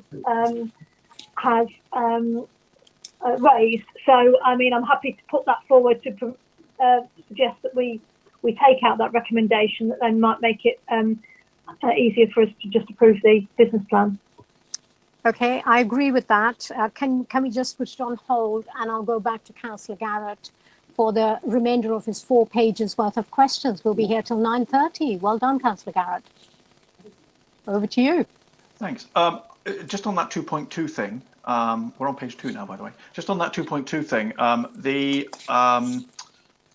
I don't mind whether we take it in or leave it out. By leaving it in, we do give the directors some discretion. The concern I had was that the directors were being sort of sent this by post without having an opportunity to agree it. Since it's now been clarified that they made, my understanding of what was said is that there hasn't been a formal board resolution to confirm this business plan. However, they have seen it and presumably discussed it informally. So that being the case, then I think that does address my concern. I think that is the case from what I've heard. So yeah. I agree with you. I'm not bothered about taking out 2.2. It does leave them the discretion to make non-material changes. So I'm happy to leave that in. Fine. Thank you for that. So questions, I did have another question about the directors. I know we're short of directors. My understanding is that the Articles of Association require 7, and we currently, I think, have 4. I believe we're recruiting 2, but even obviously 4 plus 2 still isn't 7. So I wanted to clarify whether that's correct, that we do require 7 directors, and sort of what the plan is to get up to 7, because we seem to be having trouble recruiting even 1 or 2. Can I ask Mr. Ireland to step in here and give a response? Thank you, Chair. Yes, I can respond to that. So the Articles of Association refers to the fact that the A shareholder should have a minimum of 4 directors, and at this point in time there are 3 in place in light of a recent resignation, and the B shareholder should have up to 2 directors in situ. What I can confirm is, building on what the interim managing director is saying, is that a piece of work is taking place at this point in time to do a skills assessment and an expertise assessment of those on the board, and what the board and the company would require in terms of support and delivering the business planning and for the future of the company. And Councillor McCoy's comments earlier was a good example of the types of things that we will need to consider in terms of what ought to be the makeup in terms of skills and expertise on the board. So that piece of work is underway, and that will inform the recruitment and appointment of future board directors for the company. Thank you very much for that. Sorry, just to follow up on that though, if we're required, sorry, I have the Articles of Association here. It says, unless otherwise determined by the directors from time to time, there shall be a minimum of 7 directors. So I just wondered, have the directors determined that there don't need to be 7, and if so, what number? And what are the consequences of not having as many directors as we're meant to have? Are there legal problems for not complying with our Articles of Association? Chair, sorry, please go ahead. I was going to respond to that, but go ahead. Mr. Yes, Ireland. I can provide. So, in answer to the first part of the question, have directors from time to time? Yes, with the recent resignation, we noted that the resignation has occurred, and therefore there were a reduced number of directors, and so that is fine, and that's part of business, and that was noted, but also that further informed the discussion about the need to undertake a skills assessment and expertise assessment to inform any future recruitment of new directors for the board. In terms of its legal entity, then I can refer that to Stephen Gerrard. However, to be quorum for any decision to be made by the board of directors, and the board of directors need to be quorum, that requires only 2 directors. So I think that addresses the other question or issue that Councillor Garrett has raised. Thank you. Thank you. You have 2 more questions, Councillor Garrett. You're 3 questions at a time. Sorry, am I not getting my money's worth? No, you're not. Sticking with the director questions then. Obviously, we have an interim managing director who is, although managing director, not a director of the company. I just wondered what the plan was with that. I can break that into 3 separate questions if you like. But does the interim managing director plan to become a managing director? Are we planning to recruit a permanent managing director? And is either of those 2 potential people going to be a director? There you go. There's 3. So, Chair, I can come in on that. Yes, please. If you wish. So, Councillor Garrett and other parties may recall that prior to the onset of the pandemic, there was a process in place for Cognis to move towards being 100% local authority trading company. That was discussed at both the People Committee and Strategy and Resources Committee, and it was stated that once that process had been complete, then actions would be taken forward to determine what the situation would be with regards to the managing director post. That process was suspended in light of COVID, but I can confirm that as we're moving out of the pandemic, then there will be discussions with the chair of the Cognis board later in July to rethink about when that process recommences. So I think that has covered the issues and questions raised by Councillor Garrett. Thank you. Thank you, Mr. Ireland. Councillor Garrett, floor is yours. Actually, that leads perfectly on. It sounds like we've prepared together. So question about the legal structure of the company and this question of the B shareholders and the new structure where only the council is a shareholder and not the schools. I just wondered if you could give us an update on where we are with that. Have we spoken to the B shareholders? There was quite a, what would I call it, a lively discussion at Strategy and Resources in February. And one of the questions was whether the B shareholders were on board with that plan. And obviously lots of things have happened since then. February, what's that, like 6 months ago nearly. But where, you know, do we have a sense of where the B shareholders are with that plan to restructure the company just with A shareholders? So I think it's with it's just a repeat of perhaps what I've just said, Councillor Garrett. We were in a process that was suspended. There has been no further discussions with B shareholder. Obviously, it's a process that Cognis will facilitate. But as I said, both Cognis and the council has been focused on the response to the COVID pandemic, and as mentioned, there will be a meeting with the chair of the Cognis board sometime in July to start considering the recommencement of that process, which will, of course, naturally involve discussions with the B shareholder. So, sorry to be carry on, Councillor Garrett. Sorry to be insistent, but obviously that Strategy and Resources meeting was in February. I forget the date in February. And the COVID thing, I mean, I was at a concert on the 15th of March. So, you know, lockdown certainly hadn't happened by then. I think it was the 20th. So there's no inkling at all of where the B shareholders are with our plan. So I mean, I think okay, if I can answer it this day, the next stage as we moved into March, and obviously we were responding to the pandemic before the lockdown, was that the council would invite B shareholders in to discuss further with them the intentions of the council and so on.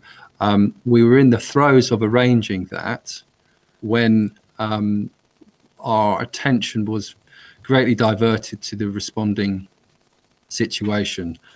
So that has not changed, and that will be the next step. But of course, we will correlate that and align that with part of the process that the chair of Cognis and the Cognis board will need to take forward. Thank you for that clarification. Councillor Garrett. Okay. I'm not sure what to say. So I was given information that on the 5th of March, the B shareholders met and they voted 8-4 against the plan. Is that accurate information that I was given? No, the position of the B shareholders was that they would like some further clarification from the council on its intention. Therefore, that was what was the next step. So the voting was not to say no. The voting was on the basis that it was a no at this point in time, at that point in time, but it was not a permanent no. It was a case of wishing to have some further information and clarification from the council, which the council was going to proceed with. With the greatest of respect, the question I asked you about 3 times, including twice 2 weeks ago at Strategy and Resources, was whether we'd had any feedback from the B shareholders. You don't consider their meeting and having a vote feedback in any way?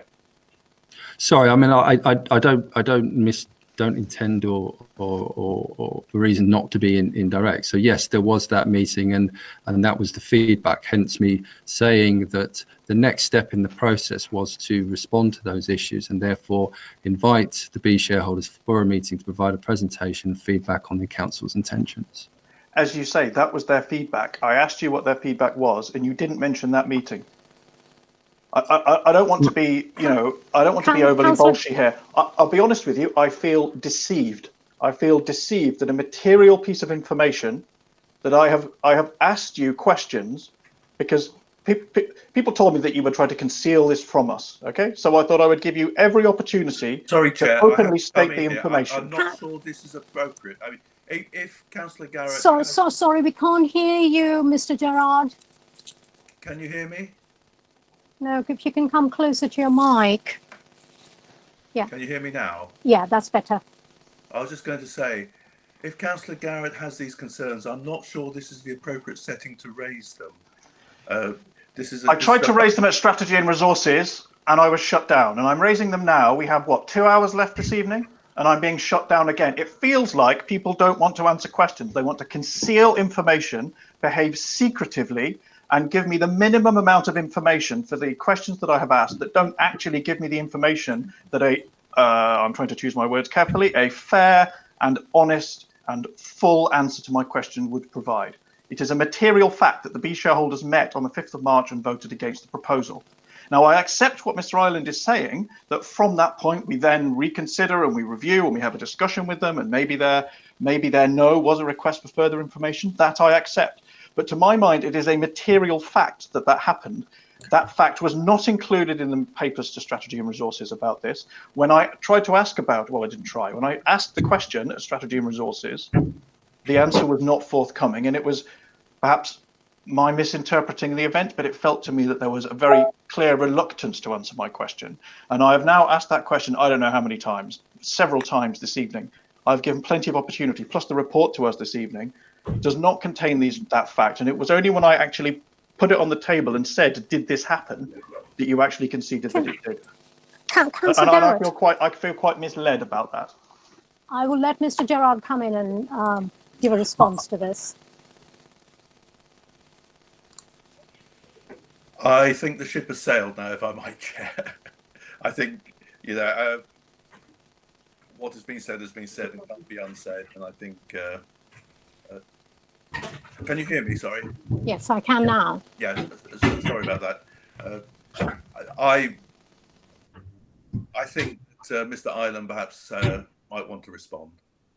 Yeah, I'm happy to respond, Stephen. So, I for the record, it is not my intention to conceal or create misunderstanding. My intention is to answer the question, and by answering the question, I had the question I understood had the process moved on, and it hadn't moved on. And it is not my intention to say that the B shareholder, yes, the B shareholder, there was a meeting, that was it, and the process had not proceeded thereafter. And as I mentioned, the next step was to invite those B shareholders in for a presentation from the council, which I have consistently said. So I do apologise if I have misunderstood the question or not provided the answer in its fullest way, but it is most certainly not my intention to conceal or not answer the question. I hope that goes some way to help with the matter.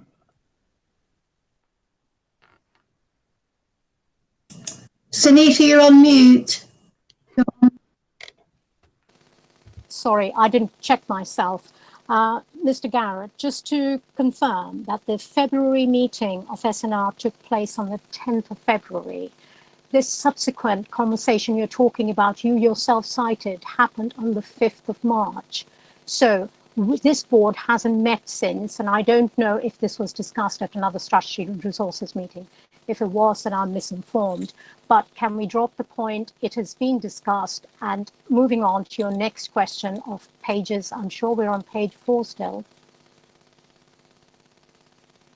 Well, there was another Strategy and Resources Committee a fortnight ago, which was the one I was referring to. Anyway, sticking with this question about the B shareholders, I accept the point. I think we've done that to death. I feel I've made my point very clearly.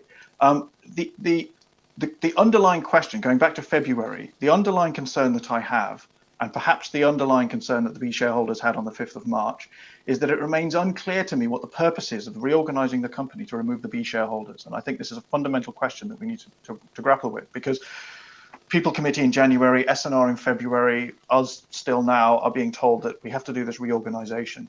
And my real concern is that I don't understand what the problem is that solves. And we've already had one reorganisation of this company. You know, I've been here for years, unfortunately, seeing all these reorganisations.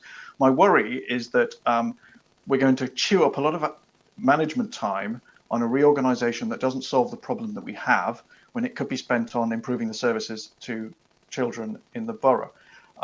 And so I wonder if anyone could explain what is the objective in removing the B shareholders, and again, if they stick to not wanting to be removed, where does that leave us? What other options do we have?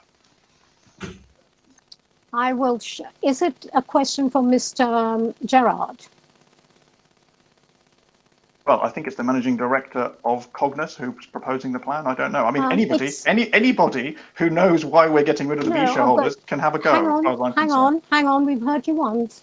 Mr. Gerard, do you want to step in here, or would somebody else like to step in here? I think I'll defer to Mr. Ireland in the first instance, if I may. Okay, thank you. Mr. Ireland. Yes, I mean, there was a report that went both to the People Committee outlining the reasons for that, and the Strategy and Resources Committee, and this was relating to a report that an independent expert undertook for the council, and the independent expert was quite clear that that the ongoing changes that had been made supported the improvement process, and that she was clear that the changing governance would help further alignment between the council and Cognos and support the improvements that had been taking place. And in addition, would also deal with the perception by a number of parties that the council was not a local authority trading company, and this was debated at People Committee and debated at Strategy and Resources Committee as well. So that was a brief overview of what was discussed in far more detail at those two committees, and of course both the People Committee and Strategy and Resources Committee agreed with those recommendations to proceed.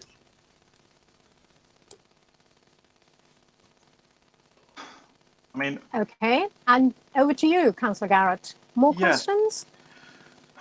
I still don't understand why we're doing it, and you've had another opportunity to explain, and I still don't understand why you're doing it. I was party to the discussion, quite an active participant in the February discussion, and one of my principal concerns was that I didn't understand why we were doing it. So I suppose, I mean, it was passed at People because the Liberal Democrats voted for it, and it was passed at SNR because the Liberal Democrats voted for it, all bar one who abstained.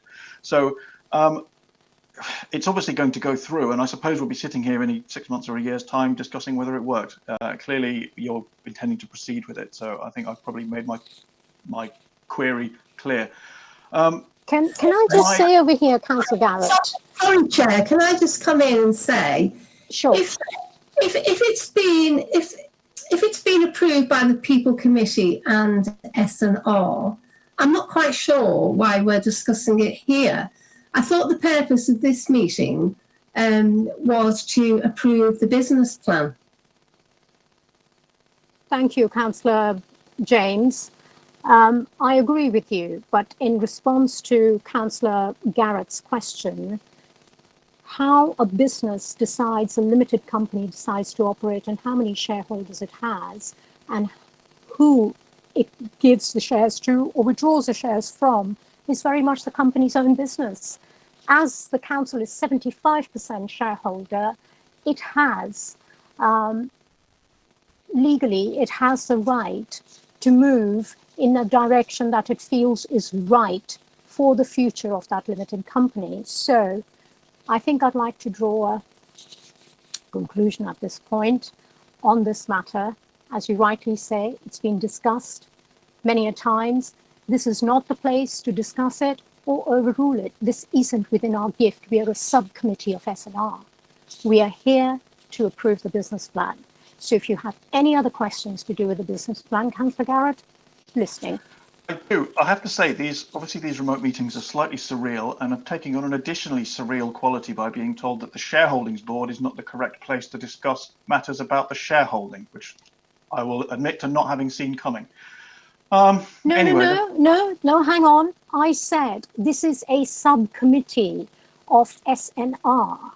We are here to discuss the business plan and to approve or make recommendations to it or reject it as we feel right to protect our interest as the council in this company. That is what I'm saying. So this is not surreal. This is just bringing the topic back onto topic. I see. So does the business plan include the plan to remove the B shareholders? Well, you tell me. You seem to have studied it fairly well. Sorry, you said that we were here to discuss the business plan. Does the business plan include the plan to remove the B shareholders? Well, it wouldn't come here. It wouldn't come here. It would go to SNR. If it went to People Committee, that was the right place for it to go because it was a recommendation made to the People Committee. People Committee then sent it to SNR, which is Strategy and Resources. Strategically, that's where it was discussed. Would Mr. Gerard like to step in here and explain the process of how governance works on this committee, please? At the moment, you have a decision of the parent committee to go down a certain course of action. It isn't for the subcommittee to revisit that or to substitute its own view. It's quite reasonable for Councillor Garrett to have a different view to that of the main committee and to feel that their decision was not the right decision, but the decision stands. It is the decision of the parent committee. I don't think I have much more to say, Chair. Thank you, Mr. Jarrett. Thank you. Councillor Garrett.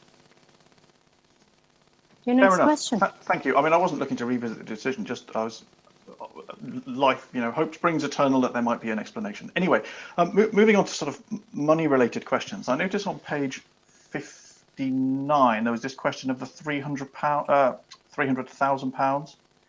I'm not sure that I'm clear how the £300,000 I don't know, donation that Cognus is making to the council, how that figure was arrived at.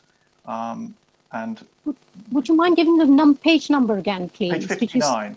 59, sorry. Let me have a look here. So it says on page 59,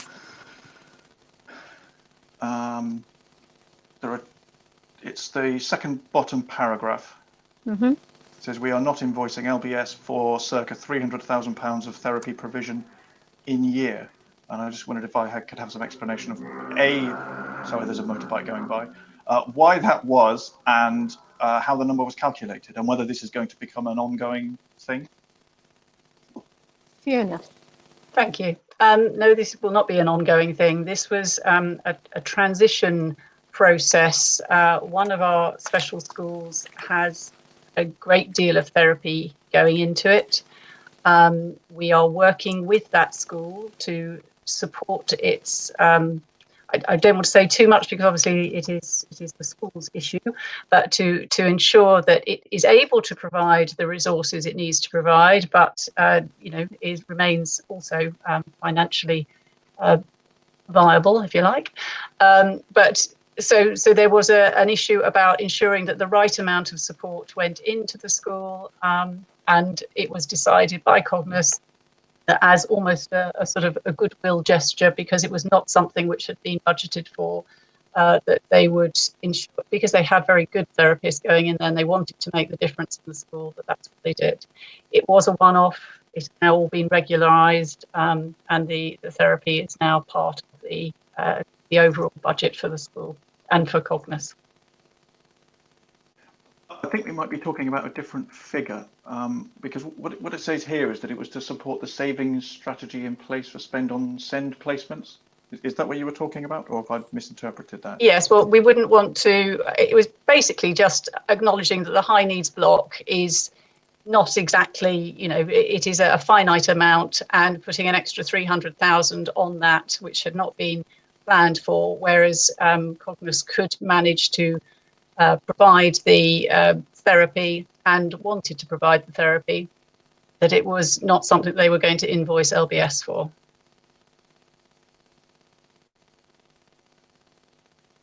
I'm waiting for your questions, Councillor Garrett. Are they coming to an there has to be end, some or thinking as well. No. So I suppose what I'm thinking is whether was the £300 effectively a sort of cash return to the council? Sorry. can Oh, I think somebody? your mic's off. Sorry. No, rather than invoice the council for that therapy, Cognos provided that therapy to the school. Councillor Garrett, I would really appreciate, in the essence of time, and we've got one exempt item still to go through, can you please ask your questions smoothly? Can you just please come to an end to your questions? I don't know how many more you've got. I want to give you every opportunity to ask all your questions concerning this report. I will endeavour to be as smooth as possible, Chair. Thank you. I think the £300,000. I suppose the reason that what I was thinking about that is if that is effectively a cash return to the council, whether that amounts to a de facto dividend. I suppose that was my thought on where that leaves the B shareholders. So are we sure that that couldn't be construed as a dividend from Cognos to the A shareholder without a matching dividend to the B shareholder? Fiona. I'm not aware of dividends being paid anywhere. No, they aren't. But if a company gives money so if Cognos gives money to the council, then since the council is an A shareholder, is there not a possibility that's interpreted as a dividend, which would then require £100,000 to the It would B have to be shareholder? accounted as a dividend if it was given as a dividend. I don't think it was given as a dividend, but I can call in Mr. Simpson to clarify that very point.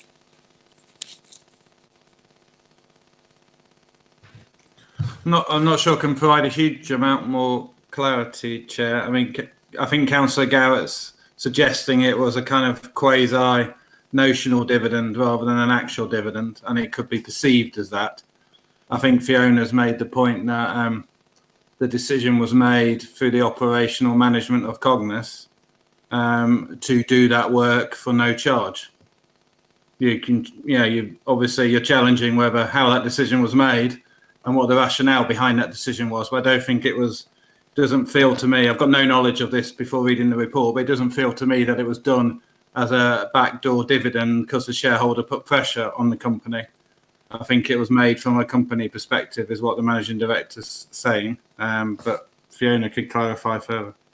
Thank you, Mr. Simpson.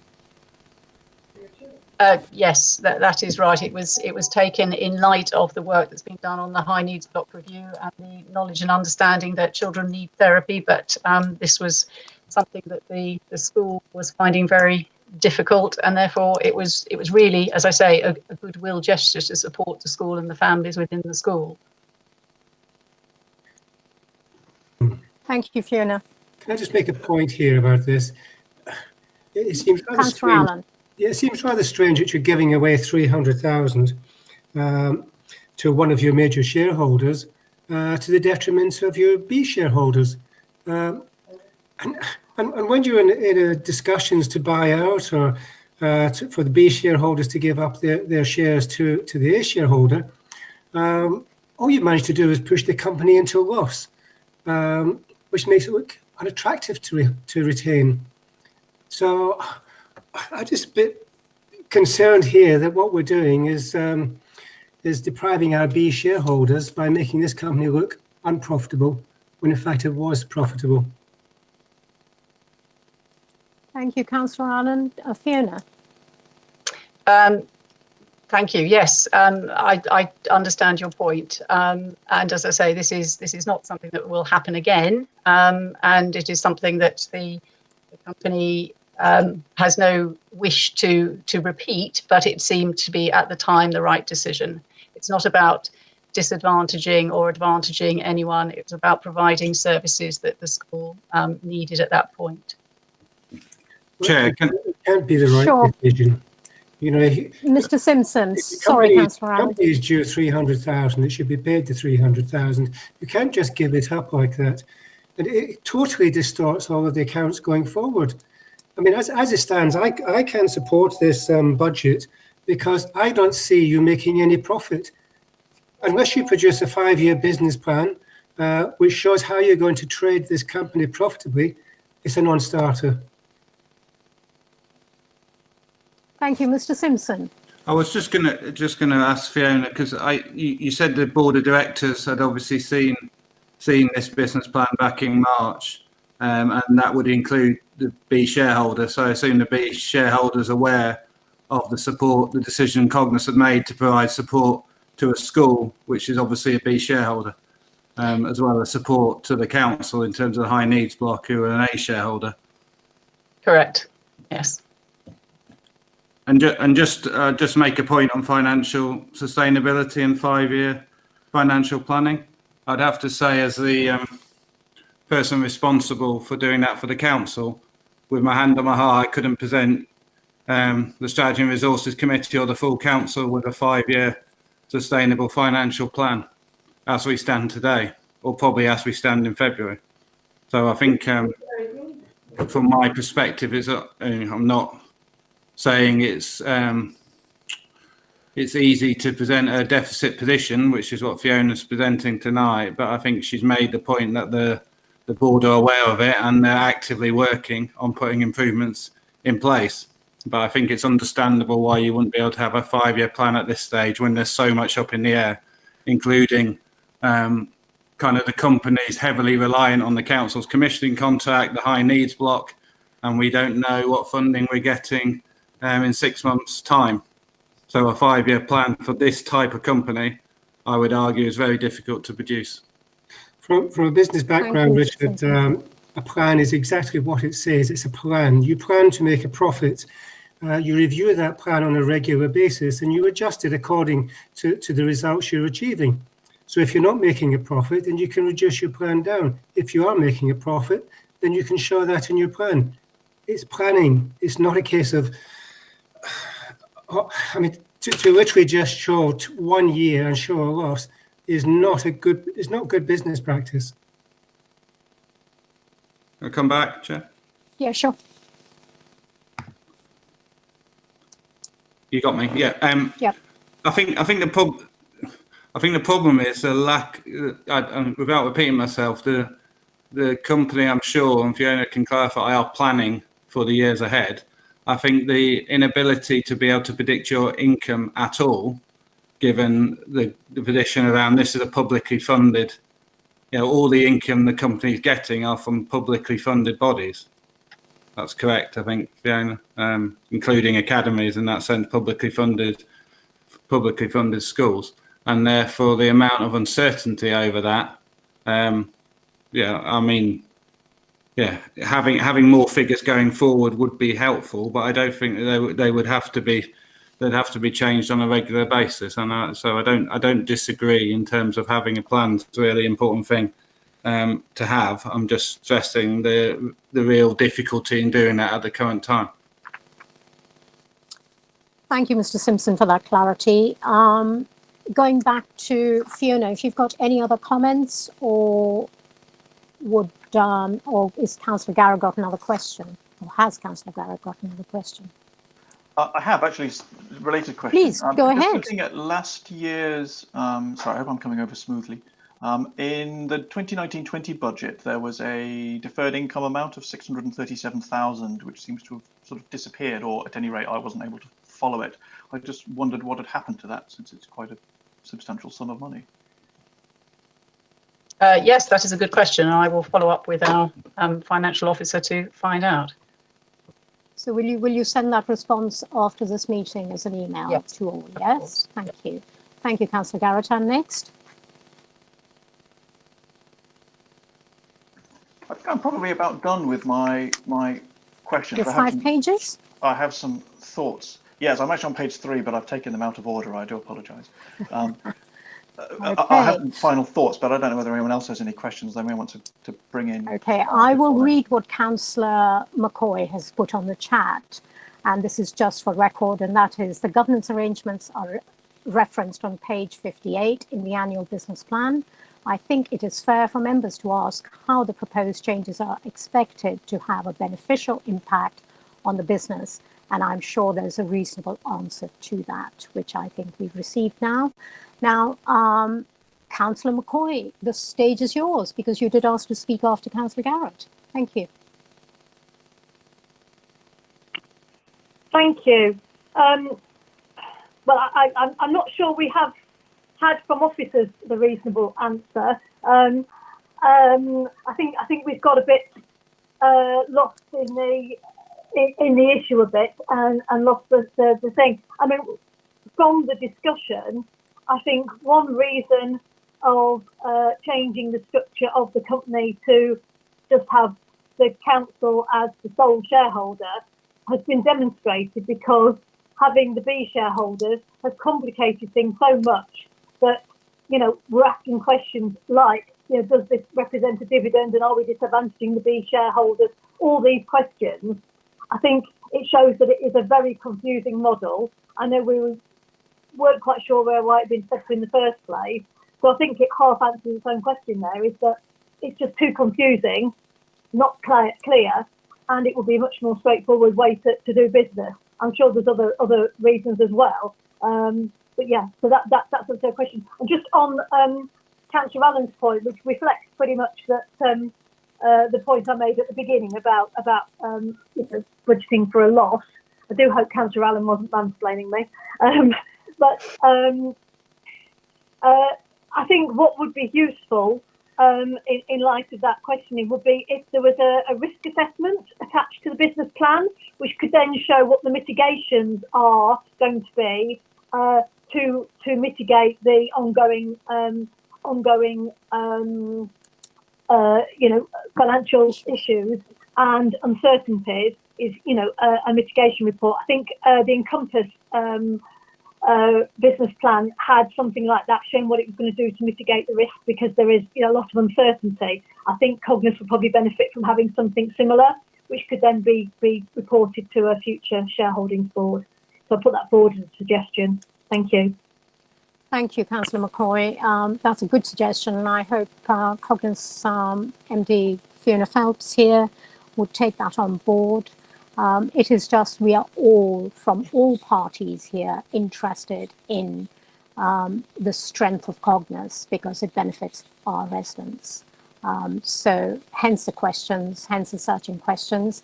And we know Cognus has gone through a bit of a turmoil, you know, a bit of a difficult time. But as you have been there for 6 months, we just hope that you will bring it the next time this board meets, that we will have fewer questions and you will have more answers. Thank you. Thank you. Yeah. Thank you very much. Now, members, any more questions before we move on to the recommendations? Okay, Mr. Garrett, over to you. My apologies. There actually was a question that, taking them out of order, I'd missed. One of the points that have been brought up to me was the question of having statutory services in a company, and I think this has been sort of debated previously, but I'd just like a clarification if possible, particularly section 4 of the Localism Act, which seems to say that you can't have a statutory service in a company structure. Whether that's true, whether I've misunderstood it, or if so, what the legal position is. Okay, I feel this feels like a technical question. Would Mr. Gerard want to come in? I have to say, Chair, there has been long and quite protracted correspondence with Councillor Garrett on this very point, and he has been given answers that we have commissioned from SLLP, which confirms the legality of the current arrangements. I think Councillor Garrett may not like the answers, which is prerogative, but he has had the answers, and I'm happy to copy those answers after the meeting to other members of the committee. I think it will be very helpful if we all were on the same page. Thank you. Sorry, with the greatest of respect, Mr. Gerard, I don't know whether all white men look alike, but I believe it was Councillor Drummond who's been emailing you. I don't believe I've sent you an email for some time. Sorry, my sincere apologies. I'm happy, if you haven't, Councillor Garrett, if you haven't been copied in, I'm happy to copy you in as well, just so that everyone is on the same page. Okay, but just so we understand, so look, between Councillor Drummond and others, and so this is why I'm asking the simple question here: are we sure that we are in compliance with Section 4 of the Localism Act? I mean, that feels like a yes/no rather than an extensive email chain. That's what I was hoping to avoid, if I'm honest. Mr. Gerard? Yes. Yes, we are in compliance. Yes, we are in compliance. Okay, thank you very much. Moving on, can we go to the recommendations now, or does anyone else have a question? Not yet. Okay. Sorry, I said after I finished my questions, I did have a sort of a thought, really, which is, and actually picking up on what Councillor McCoy was saying about the issue that we've been talking about here about B shareholders, and I think that's right. I think the B shareholders do complicate it. So certainly, if the perception has been that I'm here batting for the B shareholders, that's not the case. My concern isn't that we maintain the current governance structure or legal structure. My concern is that whatever we change it to, and my understanding is that what we have won't work. I think the comment in January was that it's unsustainable, and I'm not an expert. I take that at face value. My question is just that whatever we change it to is viable and sustainable. So that's my concern, is that the problems that we have now are maybe partly ameliorated with that, but I don't know whether they definitely are. So I suppose that's where I'm coming from with that question, really. And I suppose my suggestion was what I would like is some understanding of a sort of a review of the aims and objectives of Cognos. Really, it feels like it's all got a bit lost in a lot of questions, possibly some of mine. But over the years that this thing has been going on, we've slightly lost the purpose of what we're trying to achieve, possibly, and we're getting bogged down in all this debates about B shareholders and the like. So I suppose what I would like is, I don't know whether it's a task and finish group maybe, but just to make sure that we're all clear about what are the aims and objectives of Cognos and what is the best legal structure, whether it's sticking as we are, getting rid of the B shareholders and having just an A shareholder, becoming a non-profit, which was something that the previous managing director proposed, and we never really debated that, but lots of other councils run this kind of thing through a non-profit, and that also gets rid of even more of the complication. So I think I'd just feel much happier if we'd actually had that kind of, or if we could have that kind of appraisal, and understand that this path is definitely the right one. Because I mean, I'm as sick of hearing myself asking these questions as you are of hearing them, and I really would like to feel that we're on the right path. Thank you, Councillor Garrett. We understood what you mean. Cognos reports directly to People Committee, so that will be a job for People Committee. I will charge the chair, who's here, to take it up as something. Sorry, Chair, can I just come in and say, sure. If Councillor Garrett reads the independent expert's report, I'm sure some of the questions he's been asking tonight will be covered by that report. So it does say all about, what are the aims and objectives of Cognos. It says, the recommendations of why we're looking at changing the governance structures and that. So yeah, I would encourage Councillor Garrett to read the report, and as you say, this comes under the People Committee. Thank you. Thank you very much. It isn't for us to undertake. Sorry, well, I'm not sure that that's the case, because I think the People Committee would deal with the service aspect of it. The legal structure of it would go to either Strategy or Resources or this committee, and this committee subcommittee was set up specifically to avoid filling up S&R with lots of these questions. So my view is that it would be appropriate for this committee to discuss the legal structure for those companies. It was this committee that approved the Articles of Association of all of the companies that we have, for example, previously. Have I misunderstood that? I'm going to have to seek guidance from the monitoring officer again.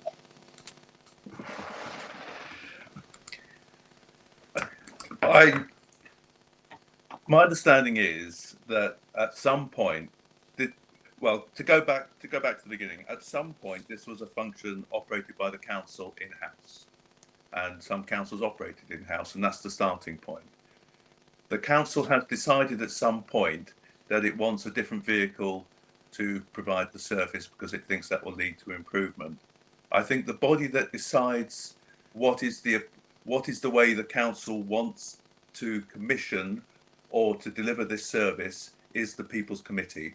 The People's Committee has to decide, Does it want to do it in-house? Does it want to do it through a company? Does it want to do it through a Providence Society? That there's all sorts of different models it can use. I'm assuming at some point, and this goes way before my incarnation in the council, a decision was taken that it wants to do it through the company structure with the A and B shareholders.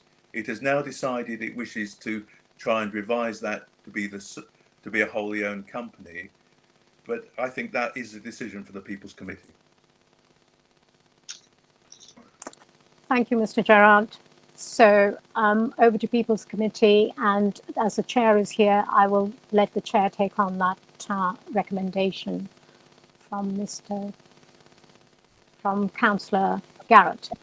Are we now finished? Sorry, Chair. Yes. So, Councillor James. can I just ask Councillor Garrett to perhaps email me what it is he wants the People Committee to take on? Thank you. Thank you. Sure, I'm quite happy to do that, yes. Do copy us all in, so we're all in the know of what you're asking for. So moving back to the recommendations on page 51 of your pack. This is 2.1 to approve the Cognus Limited Business Plan for 2021, and 2.2 to agree to delegate authority to the strategic. I'm not going to read this all.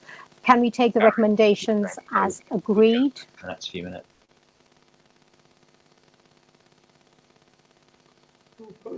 You would like to vote against both? Okay, Councillor Garrett. Councillor James, thank you. You agree. Councillor McCoy. And Councillor Allen. May I have your agreement? Sorry, agreed. Thank you. Oh, you said yes. Yeah. Councillor Allen, agreed? Against. Against. Okay. I have the casting vote on this because it's 2 to 2, and I agree with it. So the recommendations are agreed. Thank you. Moving on to the last item. Fiona, if you want to leave, you're more than welcome to, but do stay should you wish to. Thank you very much. Thank you. We are moving to, hang on, my computer is just loading for the final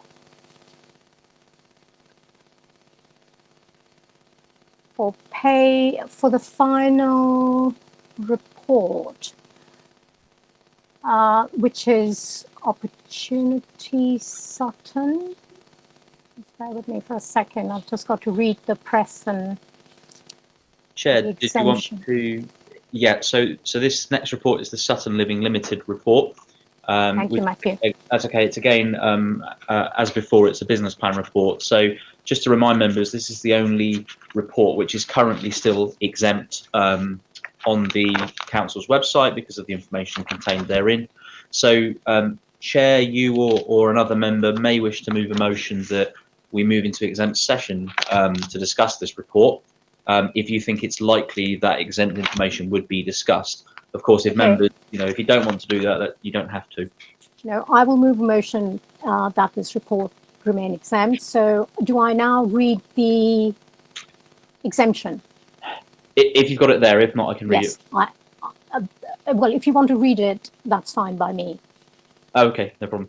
Well, I haven't actually got it in front of me, so it was essentially that you're members. Members, I move that the public and press be excluded from the remainder of this meeting on the grounds that the remaining item on the agenda involves the likely disclosure of exempt information as defined in paragraph 3, schedule 12A of the Local Government Act 1972. Do I have a seconder? I'm happy to second, Chair. Thank you, Councillor McCoy. Moving on to the exempt session, Matthew, is that okay? Could I just check with the other three members